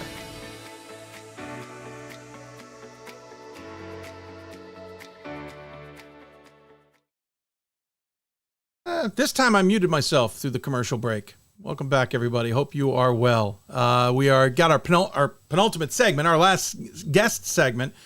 When we come back at the end of the show, we'll wrap up some things, talk about the honor that was bestowed upon us today, and some other things too. But if you want to interact with us, email us, whatever. I forgot to check our email. You are welcome to do so as well. I don't see any. But that's okay. If you interact with us in other ways, we'll get a hold of you and answer those questions as well. Back to women's basketball, a team that's headed to New York University maybe with the best chance to knock off the Violets. Unfortunately, it's going to happen in the first game on Friday instead of a Saturday game. It's the Cowgirls of Hardin-Simmons. The team is rolling along, having only lost, having lost their last games at the turn of the new year against Emory on December 30th, and an overtime loss to Mary Hardin Baylor at home on January 1st. Since then, they have been nearly unstoppable. Kendra Whitehead and Parris Parmer join us on the Hoopsville Hotline to talk about it. They're in lovely New York City, getting accustomed to a different locale like we were just talking with Keene State down in North Carolina. Coach, thanks for taking the time. Parris as well. Either of you been to New York City before? I have a couple times. Oh, so this is old hat. You're like, whatever. We're going to New York. This is whatever. Coach, welcome to the Big Apple. Thank you. It reminds me a lot of Abilene. Yeah. Sure. Right. With just taller buildings, right? Just a few more. Yeah. Just a couple, 2, 3. Congratulations. It felt like the committee, Kendra, I realize you weren't necessarily involved with this as a committee member, but it felt like the committee wanted to at least honor the season that you all had and let you host in that opening weekend, realizing, as everyone probably did, you were going to have to travel on the second weekend. But as I said in the intro, you haven't lost since the turn of the new year. You've been absolutely clicking along. You got solid wins in the opening 2 rounds against Occidental, who was a sneaky tough team, beat them by 12, and then you handed Trinity, Texas a pretty convincing 84-62 loss for them. Kendra, that's saying a statement, I think. Yeah, Dave, these girls are really playing their best basketball right now. And, it's cliche to say, but we've talked all year about just continuing to find ways to improve. When we lost to Emory, it was the messaging, like, don't lose focus. We're going to keep getting better. And then we lost to UMHB on our home court. And obviously in a close battle where just great players make great plays. And again, the messaging stays consistent. We just keep plugging away, keep working hard, coming in every day to get better. And I really think that we've seen our team continue just to climb. So we played a really good conference tournament on our home court, and then we're so fortunate to be able to host the national tournament right after hosting the conference tournament. And we had a great environment. Our fans really came out and supported us. You mentioned the Trinity game. I think we got 3 shot clock violations. I think Trinity didn't even know the clock was winding down because our crowd was just so loud and incredible and into it. And so that was just a lot of fun to be able to watch our girls play in that environment and also to play so well. Yeah, absolutely. I mean, it's one thing to be the environment. It's one thing to still win in that environment. Parris, I'm curious from your perspective what that experience was like 2 weekends ago. Well, it was so much fun. We just have the best fan base ever, from our old alum to our student section. It was just the best atmosphere to be in back-to-back weekends. Yeah, I meant to say last weekend. My brain's just completely all over the place. What I was interested about 2 weekends ago, though, was the fact that you guys lost to East Texas Baptist back, what was that, November, I think. It was a third game. Was it the third game? No, it was later than that. But it was East Texas Baptist on December 2nd. That's what it was. It felt like you decided to take out a little revenge, because every time you saw them later, it was not close, including an 83-53 victory in the semifinals. Do I have that fair, Parris? Was it more like, okay, you knocked us around the first? Right there. We were like, that is not happening again. So, Coach, that's got to be an easy one to work with when the team itself is already fired up. It doesn't need any motivation. For sure. And to put that into context a little bit, we played them shortly after losing our starting center. And at that time, we were kind of trying to figure out who we were going to be with that position a little bit and how we were going to kind of offset that. And so we were reeling a little bit. And if you go into Marshall reeling, your results are usually not going to be good because they play really well at home. They're a great defensive squad. And to be honest with you, if I had to kind of define our season, that was such a turning point for us. And I don't think, we lost by 1 point and had the ball at the end and a chance to win the game, but if we had pulled that off, I honestly don't think we would have continued to grow the way that we did all season. And so I'm actually very thankful for that loss. And then the way that it also kind of sparked us the next couple of times we played them. to that point, you also had that stretch as we talked about. We talked to you after the Emory loss before you played Mary Hardin-Baylor by a few days. And, of course, Mary Hardin-Baylor gets you guys at your own place. Did that kind of help drive home the message, too, that, listen, everyone's going to be a challenge. You got to play every game at a certain level? I think so. And we felt like early in the season, certainly we had a target on our backs that most people were playing their best game when they saw us. And that stayed consistent pretty much throughout the season. The UMHB loss kind of flipped the script just a little bit and kind of made them the hunted in a way. I mean, they were getting a lot of the publicity and all of the social media credit and things like that. And that stuff is fine with us because we kind of like being hunters versus the hunted. Yeah, I can understand that. It's interesting. Different teams have different personalities, and when you can take on one and adopt it, or embrace it, it certainly makes it easy. Parris, I'm curious. I think it's confusing on the team. There's two Parrises. Yes, there are two. There's Kaiser, who's leading the team at 19.3 points a game. There's yourself, who's third in the team, one of 4 players in double figures at 12.4. I'm assuming this is a last name solution, right? We don't worry about trying to scream out the first name at any point? Yeah, we usually call me PP and her PK, Kaiser or Parmer, and if someone yells Parris, we'll both look, so it wouldn't hurt if we both had to listen to someone say something. That's probably true. Coach, if you need someone's attention, just yell out Parris. You're going to get somebody at one point. But I'm not sure about this PP thing, Parris. I'm not sure you're getting the best end of that deal. I just call her P. It's okay. I'm a goofy gal. It doesn't bother me. That is awesome. Hey, listen, first round of the tournament, we said, got really good basketball. You're playing well. Haven't lost since mid-January. Team is clicking along. But, Kendra, you knew when this bracket was filled out, most likely who you'd be facing in this round if you could get through the opening weekend yourselves, which I'm sure you were confident in doing. And you probably knew, especially being a committee member, the game would be played in the Big Apple. Have you been preparing for this ahead of the other games that I know were more important, kind of getting everybody psyched up, or has this not been a conversation until this week?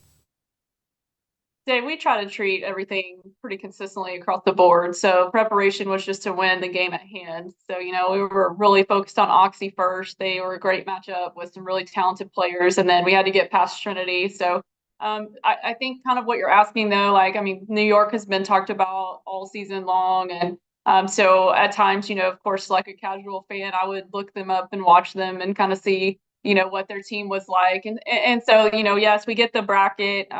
We try not to get too in front of ourselves. Some of that might be superstition, like some of us coaches have. Like, you don't want to jump the gun and start overlooking anyone like that. But, obviously, an incredible team, an incredible matchup, and what a great opportunity for us. We couldn't be more excited to be in New York and have the opportunity to play the number 1 team in the country. We think we've got a great team as well. And it's just, an exciting opportunity. We're not sad that we're playing somebody else because guess what? Everybody in the Sweet 16 is really good. No, valid point. And somebody's got to play NYU. Someone's got to play Transylvania. Arguably, someone's got to play you. That's just the way. We're at that point where you can't duck and avoid anything. Parris, when the bracket came out, did you guys look ahead, or were you as disciplined as your coaches to try and stick to Oxy first and then whoever was second? Oh, I was super disciplined because when I looked at Oxy's roster, I saw Tony had 40-point games, and I was like, oh my gosh, we have to shut her down. So I wasn't even looking at who we would be playing, UMHB or Trinity. I was like, we have to shut Tony down because she is such a good player. She's a respectable player. And so our whole focus was on that. And then it was on Trinity. And we were so excited because they had beaten us out of the tournament 2 years in a row. And so we were like, this is the year. So we were really hyped about that. And now NYU, what a great opportunity to play some of the best girls in the country. And so I think it'll just be a really fun game. And the thing about the tournament, it doesn't matter what your last game was, what the score was, because it's 0-0 now. Great point. Love the attitude. And you're right. It doesn't matter. The team who was the last one in can make a run to a national title if they put it together. You can be the best and the best of the best. We've seen UConn lose, right? things can happen. Tell me about this team, though, Parris, from your perspective. We'll get coaches in a bit more, but obviously it's led by Kaiser, who I mentioned, and Samantha Tatum, who's in double figures, along with Kiki Gonzalez. By the way, love that name. Madison Williams, though, and Aiken Simone's. Gonzalez, sorry, 4 games played. I skipped right past that. I realized Kiki hasn't had as large an impact, but still, she's a part of this team. Tell me about these players and what they mean to you as a player yourself, trying to gel in the locker room and on the floor. We are a awesome team full of awesome girls, is on and off the court. And I think just having 4 super seniors, it's really hard to stop all 4 of us because we're all 4 capable. And then we have Savannah, who has stepped up a ton, just being really aggressive, dominant on the boards. You can see her confidence growing every single game. So she stepped up a lot. Kenan Shields coming off the bench has stepped up a ton too. She's an automatic bucket as soon as she catches it. She is scary trying to go against on rebounds because she will just push you out of the way. I felt like I was going to die a couple of times just trying to box her out. I was like, you know what? You can get it. I don't want to get hurt. So she's an awesome motor off the bench. Maddie Williams, freshman, no one can guard her. I hate going one-on-one against her because I know she's just going to break my ankles. So she's another motor coming off the bench. Aiken, sniper shooter, gonna make a 3 in your face. And the thing about our team, like, everyone's capable of shooting at the 3-point. Even Anna, like, she's not looking first, but she can knock down those 3s too. And so I think just having a well-rounded team is really hard to beat just because it's hard to stop all of us. And so it's really fun playing with such a well-rounded group of girls. Yeah, looking at the stats, there's only one player who gets significant minutes who doesn't really take a ton of 3s. And I'm looking at Kylie, who's 2 of 17, but I mean, everybody else takes a chunk and certainly makes a fair share. Kendra, anything that Parris didn't hit on that's important about this team? Hey, I mean, I think she covered it all. It's like she's going to be a coach or something. I'm working on it, trying to be a mini version of her. Oh boy, that doesn't make D3 happy. We don't need more good coaches like Coach around taking over programs. I kid. But yeah, I mean, Kendra, this is a team that listen, we've covered Hardin-Simmons a long time, and I've heard you talk about your teams on a number of occasions. This feels deeper, more coalesced, is that the right word? Kind of the more together, with more options than you probably had ever, or at least in a long time. Our chemistry is one thing I've been always super proud of. The locker room first ideas of winning in the locker room first. I mean, they are just great people. They do the right things when the coaches are not around, and they support each other. They celebrate each other. The favorite pictures I have from the national tournament and the conference tournament are from the bench and how they're celebrating each other, whether it's the starters that are, on the bench for a breather, or the backups, or the people that end up running a lot of the scout work for us. I mean, everyone is celebrating each other, and I think that helps us to be successful on the court because no one really cares who's doing the scoring or the rebounding or anything like that. We've been led all year by the group of super seniors that she mentioned, 4 fifth-year seniors. And so our depth and understanding of the game has been extremely impactful. I can tell them on a scout day, like, hey, we're going to switch this, or we're going to ice that, or whatever, and not even actually walk through it, and they'll go out there and they'll do it. In our Trinity game, I mean, I was just floored by how well they were guarding them because we didn't really even have a true practice with a quick turnaround. We did a little bit in shoot around, and they just went out there and executed the plan, and they're just so smart on the court. And then as seniors and leaders, they're pulling up these younger players and pulling them along, and so that's where I think our depth has improved, and that they've poured into the underclassmen, the freshmen, the sophomores, and even the juniors that are helping us a lot. And then they get to go against each other every day in practice. So I try to encourage that, like, hey, as a freshman, you're playing against some of the very best players in our conference, and take that in and use that, because when you get your chance, you'll be ready. Apparently, Parmer there doesn't really like that idea all that much. She's got teammates she'd rather just let do what they want. I don't know. Just a thought. Hey, speaking of Parmer, Justin's finalist, Kendra, that 1 of 10 players in Division III to be honored for what they're doing, not only on the floor, but what they're doing in the classroom and what they're doing in the community, whether she wins or not. Just the fact that she's a finalist has got to be something that you've got to be proud of, but also is a feather in the cap for the program. You know, it's really special. Parris came in to Hardin-Simmons 5 years ago. She was part of my very first recruiting class when I took over the program. And if you walked through campus at Hardin-Simmons and you mention her name, everybody's going to know who you're talking about, and they're going to say something nice about her or something complimentary about her. She's been involved on campus across the board in multiple events, and she has worked on campus for years and had made connections with people from lots of different areas. So Parris is beloved at HSU. And then, you know, she's just because she's that kind of person. She's a person that you want to be around, a person that you want to know, a person that brings others up. She's like a light in a room when you're with her. And then there's all the stuff that she does on the court, right? You know, and I think you talked about her being our third leading scorer. And that's where stat sheets can be a little tricky. Like she doesn't shoot it as much as what some of our other players do, but she's getting the hardest matchup defensively. She can guard 1 through 5. I mean, we literally could put her on the point guard and she would, you know, help contain her, or we could put her on the post and she'll help contain her.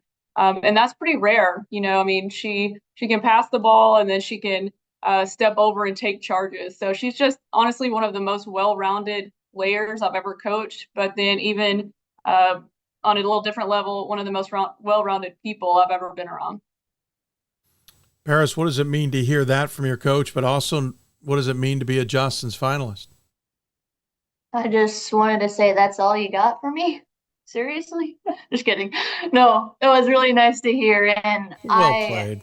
I was really shocked that I even was a finalist, because I was like, any one of the Cowgirls could be a finalist. They're just great people on and off the court. We have great culture. And so I thought any one of them definitely could have gotten it. And when I looked at other people that I kind of recognized, what's the girl from Murray? Claire Brock. She was a phenomenal player. And she's really respected by her team, just hard to stop. And Toni Thompson, she's super, super hard to guard. And she doesn't talk trash on the court. And she's just there to ball, man. And I really respect that. And I'm happy for them too. And it's just a great honor. Yeah, interesting enough, you've played against two of those individuals, one in conference and one just recently last weekend. I went quickly through the rest. I don't think you've faced off against anybody else, but certainly impressive to say the least. So congratulations to you. Who knows where that all turns out, but just being a finalist, I think, is speaks volumes for who you are as an individual and what the program has represented as well.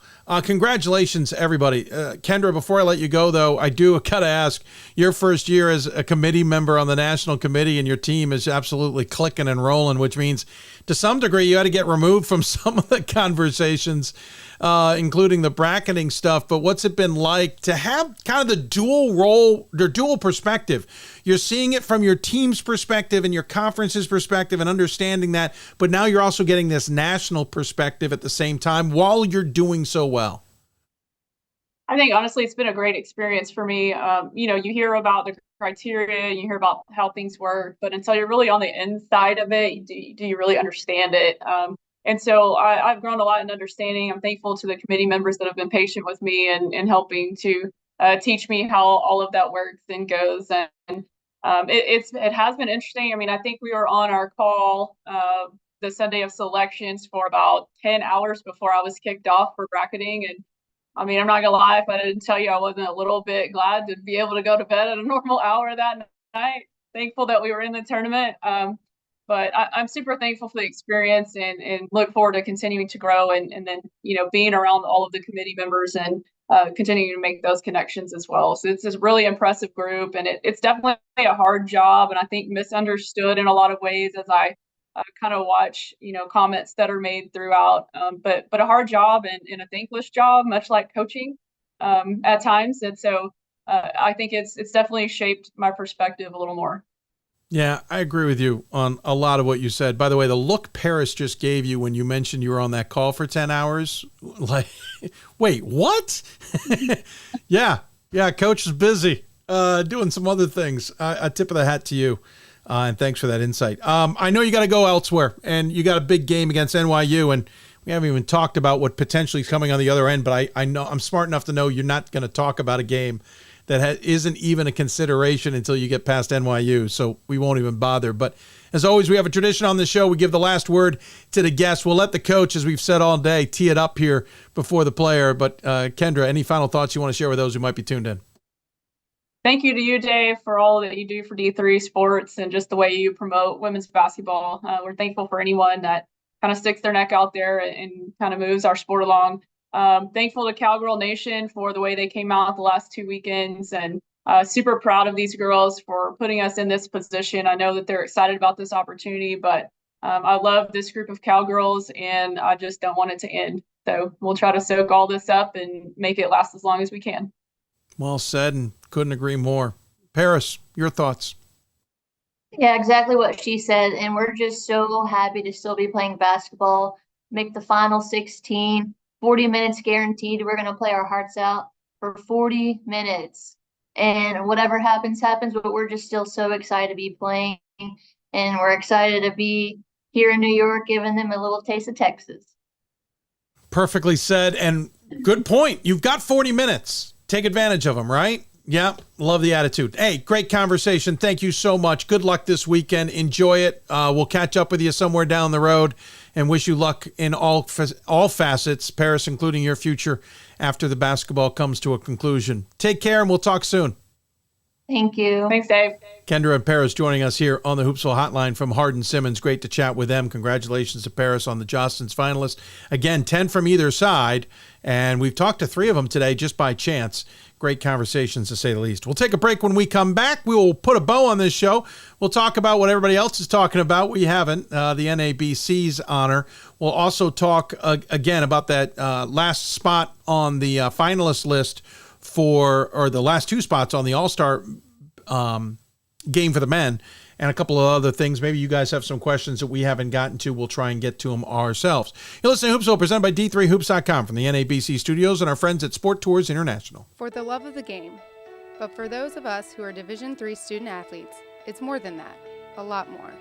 Sure, the game is important, but as we work so hard to build both mind and body, it's more about team. That is why NCAA Division III teamed up with Special Olympics. And in giving the gift of sport to those for whom it seemed an impossible dream, we are working to make this a better world. Help us keep that dream alive. You can make a difference. We are the coaches of women's basketball. We are leaders and teachers, dreamers and winners. We are professionals who conduct ourselves ethically and with integrity. We place the education, safety, and well-being of the athletes we coach above all else and teach them the fundamental values they need to succeed in life. We are coaches united for the good of our game and those who play it. We are the WBCA.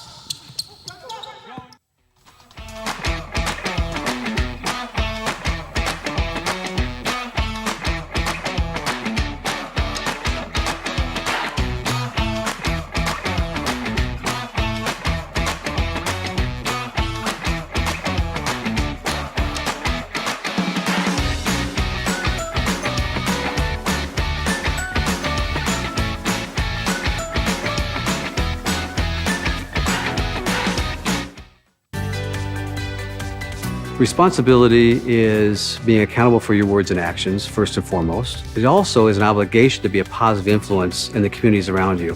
Being in a D3 program, you're going to have lots of different opportunities. You're not just an athlete, you're also involved in student life. Your academics are extremely important. We give a lot of our student athletes responsibilities right from the start by giving them leadership opportunities, by having them engage in the community, be a positive influence. That's being a responsible person.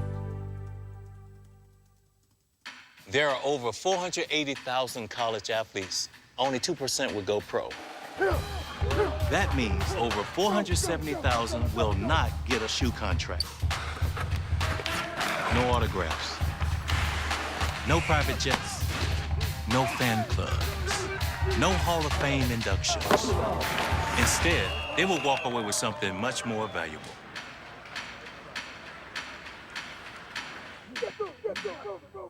We've got more schools than Division I, more fans than Division II, and more upsets than March Madness. There's nearly 850 programs with over 11,000 games leading to 2 national championships. And we've been covering it all for over 2 decades. From Eastern to Occidental, from Puget Sound to Piedmont, from Southwestern to the University of New England, and from Hope to Calvin. Nobody covers Division III basketball like we do. We're D3Hoops.com at www.d3hoops.com. I did receive a non-athletic scholarship upon entering school. I got the presidential scholarship, which was huge for me. I think there's more opportunities for academic scholarships in Division III. I did receive academic scholarships. Just being involved on campus, being a leader, all those things combined kind of get me recognized. It's a great experience for me.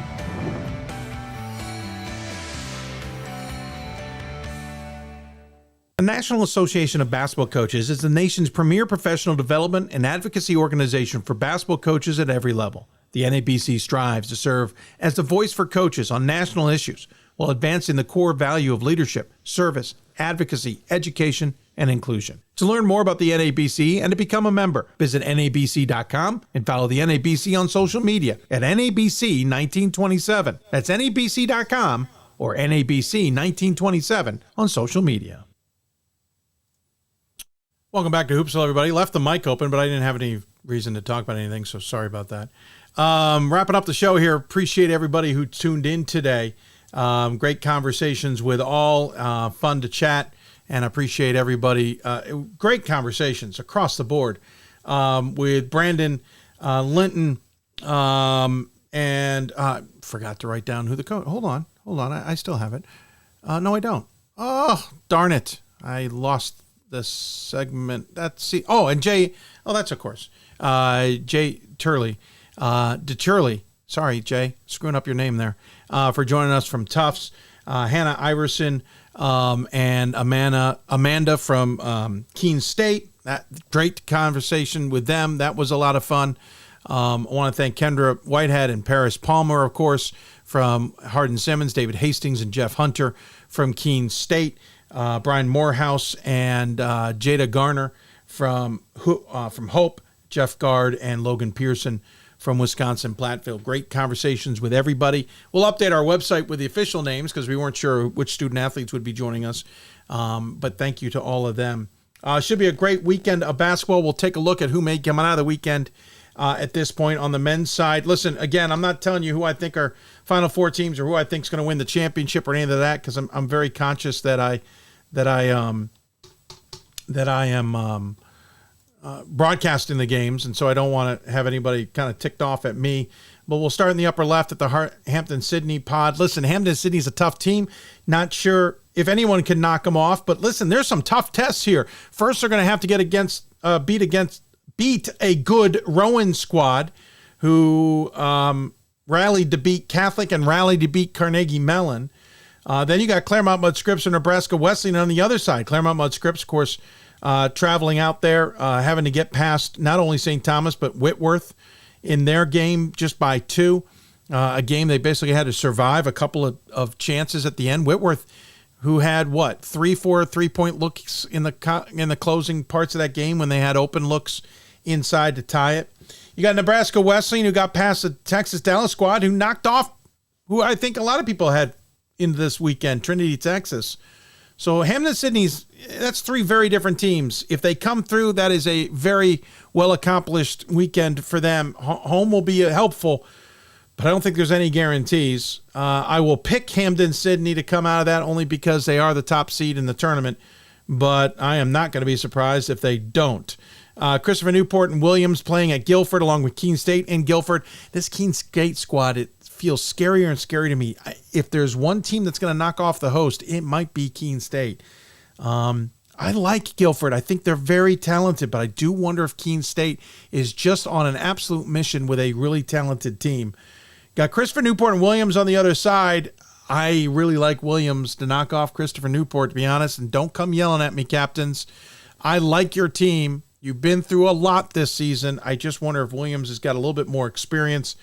And that said, I I think the winner of this bracket comes out of Keene State or Guilford. I wonder if it's going to end up being Keene State in reality. Upper right-hand corner, Case Western Reserve playing Platteville at Trine and Wash U playing. I think this is Case Western's to lose. I think they are a darn good basketball team. They rolled through Hope. Not surprisingly, Platteville is tough, don't get me wrong, but I do wonder if Case Western's got too much firepower, and that goes for Trine and Wash U as well. I think I'd be more surprised if Case Western isn't in the championship weekend, but anything's possible, right? Randolph-Macon also has to travel due to circumstances to Trinity, as we were just talking about. First ever meeting against Calvin. Calvin's a good team. Can Randolph-Macon slow down the fact that you got to play Overway inside with no size yourself? If anybody's going to be able to pull it off, it's Josh Merkel and his squad. But I am a little nervous.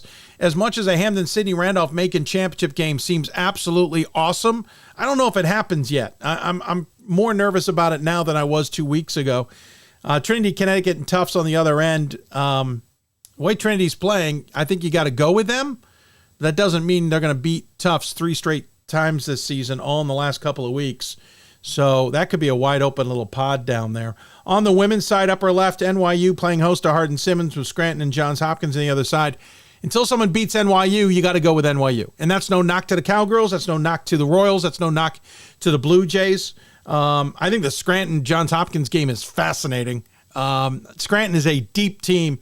Hopkins is pretty talented to get past Christopher Newport. But until someone beats NYU, especially on their floor, I don't think you can go against NYU. I think that's somewhat true also with Transylvania. I know they're playing at Whitewater, but until someone actually beats Transylvania and ends a 62-game winning streak, you got to go with Transylvania. And so I think Whitewater, maybe with the home court, is able to get past Hope, even though that's a pretty darn good Hope squad. And as good as Stout has been, and as many wins as they have gotten, and as many good teams as they have beaten, until someone beats Transylvania, I think you gotta go with Transylvania.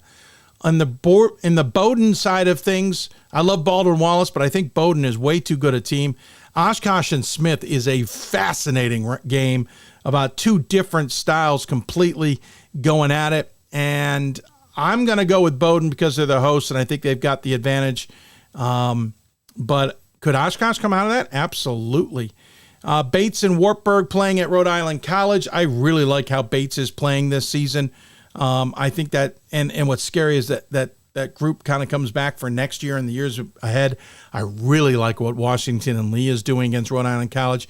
If there's one team that's unbeaten that could lose, that wouldn't surprise me, it'd be RIC, not because of how good they are, but I'm wondering if Washington and Lee has found themselves at just the right time in the season, and then you got Bates on the other side.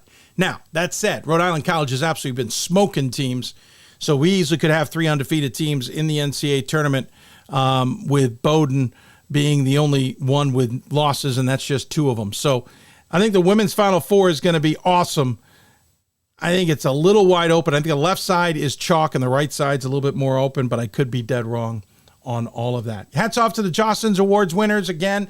Not award winners, apologies, finalists, Jocelyn's Trophy finalists. Remember, you can a fan vote is up for the men's and women's side of things. You can vote on that. It's on the d3hoops.com page right now. Also a reminder that the All-Star vote for the Reese's D3 All-Star game with the NABC is complete.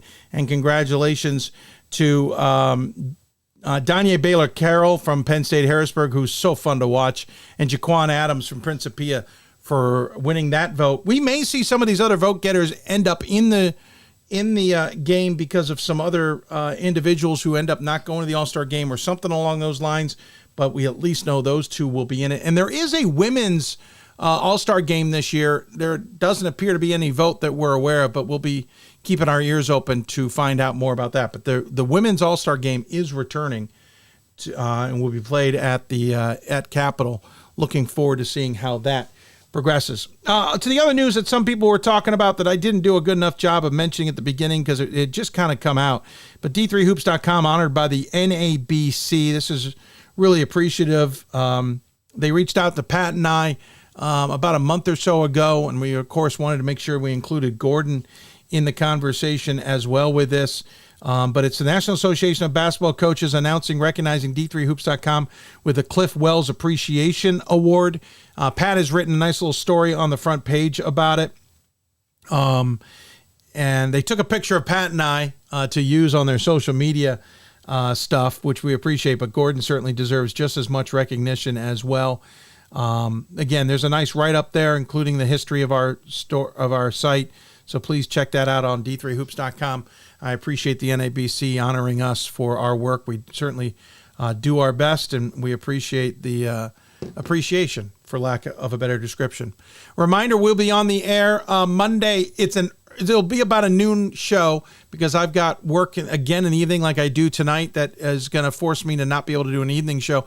But we'll talk to some of the teams, not all, I suspect, but some of the teams who have made it to championship weekend on the men's and women's side. And then a reminder, in 10 days' time, the season finale will be on the 18th. I guess that's 11 days' time officially. We will be talking to the champions on that show. We'll talk to the Jostens winners on that show, and we'll wrap up the season on that show as well. So that's all ahead.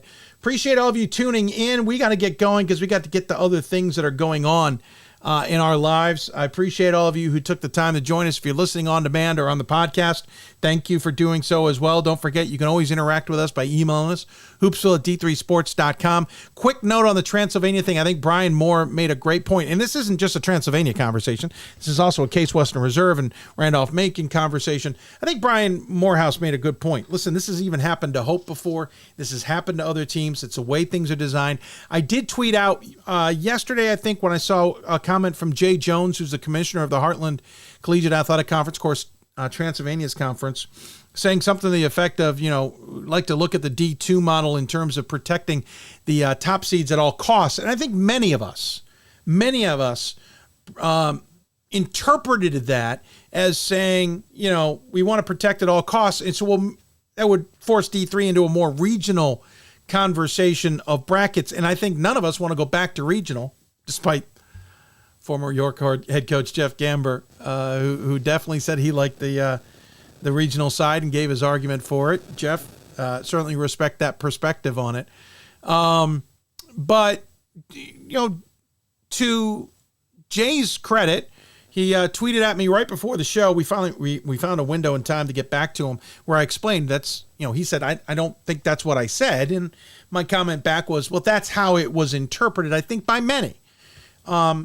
His point was, no, I want to see if we can protect the top seeds while staying with the national field that D3 has. It's not going to be perfect, of course. We can't go to a D1 model.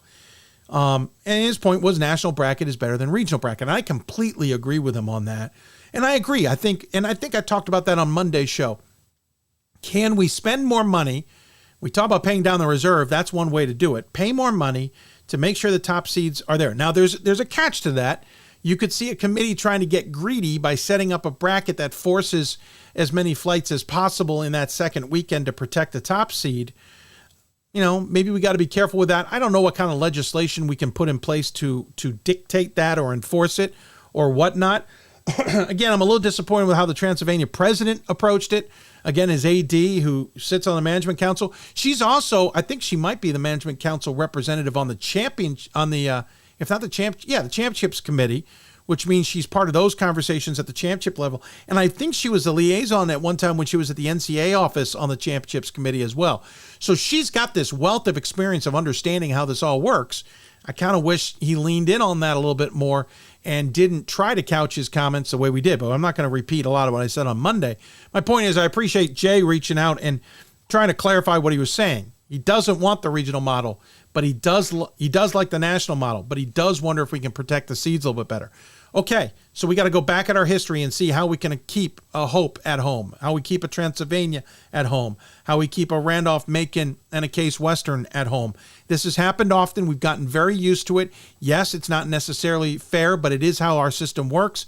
How do we spend the money? And it's going to have to be across sport. It can't be just basketball. It's got to be across all sports. How do we justify the cost of that money, and how is that going to impact the budget in Division III? Is the money there to do this? If it's there to do it, let's do it. Should we have lowered dues to cut down the reserve? No, that's the money we could have been spending on this. Maybe we can fix that problem and go back to the way it should have been and use that $500,000 or whatever to help fund what we're trying to do here. And in that case, I certainly endorse it and speak highly of it. I think the Women's Basketball Committee, just for the record, just pieces I put together and trying to read through the tea leaves and try and understand some things, I think the reason we didn't get the brackets on the women's side until Sunday was maybe they were trying to pull this off. Maybe they were trying to make an argument, because there was an article written as a follow-up that had Jay Jones's comments in it saying that the women's committee was trying to change. Now it says change the rule. That was a quote from Jay Jones. I don't think that's what they were trying to. They weren't trying to change the rule. I do think they were trying to encourage that Transylvania host and one extra flight be paid for. I think they did make a full-on lobby on that. From reading Jay's comments and reading some other things and trying to piece it all together, I think there was a full-on effort like they did the opening weekend. Potentially, maybe, remember they had a flight denied. Maybe that flight was in the open. Maybe that flight was in Texas. Remember we were talking about where could that one flight be? My idea was maybe they were trying to pull a team out of Texas, send one of the other teams they were flying to Texas, whatever the case may be. I think the women's committee had a couple of really good ideas that maybe got shot down. And they really fought tooth and nail is what I'm guessing. And this is not the women's committee. I don't think there's any fault to what they did with a bracket. I liked their bracket. I thought it was darn good. Is it perfect? It's never perfect. No bracket in Division III can be perfect. But it's certainly an amazing bracket, and I look forward to talking to them in the offseason about it. And with that, we wrap things up. I got to go. Thanks for tuning in, everybody. Really appreciate your time to join us on the show and join our guests on the show. Again, thank you to everybody at Tufts, including the sports information departments who were very helpful. Tufts, Platteville, I'm doing this off the top of my head, Hardin-Simmons, Hope. Who else did we have? Darn it, Keene State. And I'm forgetting one. I said Platteville, right? Who am I forgetting? Oh, that's so embarrassing. We'll do it again. Tufts, Stout, Platteville, Hope, Keene State, and Hardin-Simmons. We'll look forward to catching you guys on Monday. Enjoy this weekend of basketball. It's going to be awesome, including on the women's side. I agree with Brian. I think this has been one of the more exciting tournaments. It's great that he's hearing from other divisions about how exciting our tournament is, our being Division III. Tune into these games. They are staggered. They are worth watching. Get an extra monitor if you have to. Some of these you can watch on your big screen if you have a streaming device. Take advantage. Sit back. Relax. I may be busy this weekend with a lot of other sporting events, but I will be paying attention to these games as well. I cannot wait. I think I got Saturday night free if memory serves, so I'm looking forward to watching those games myself.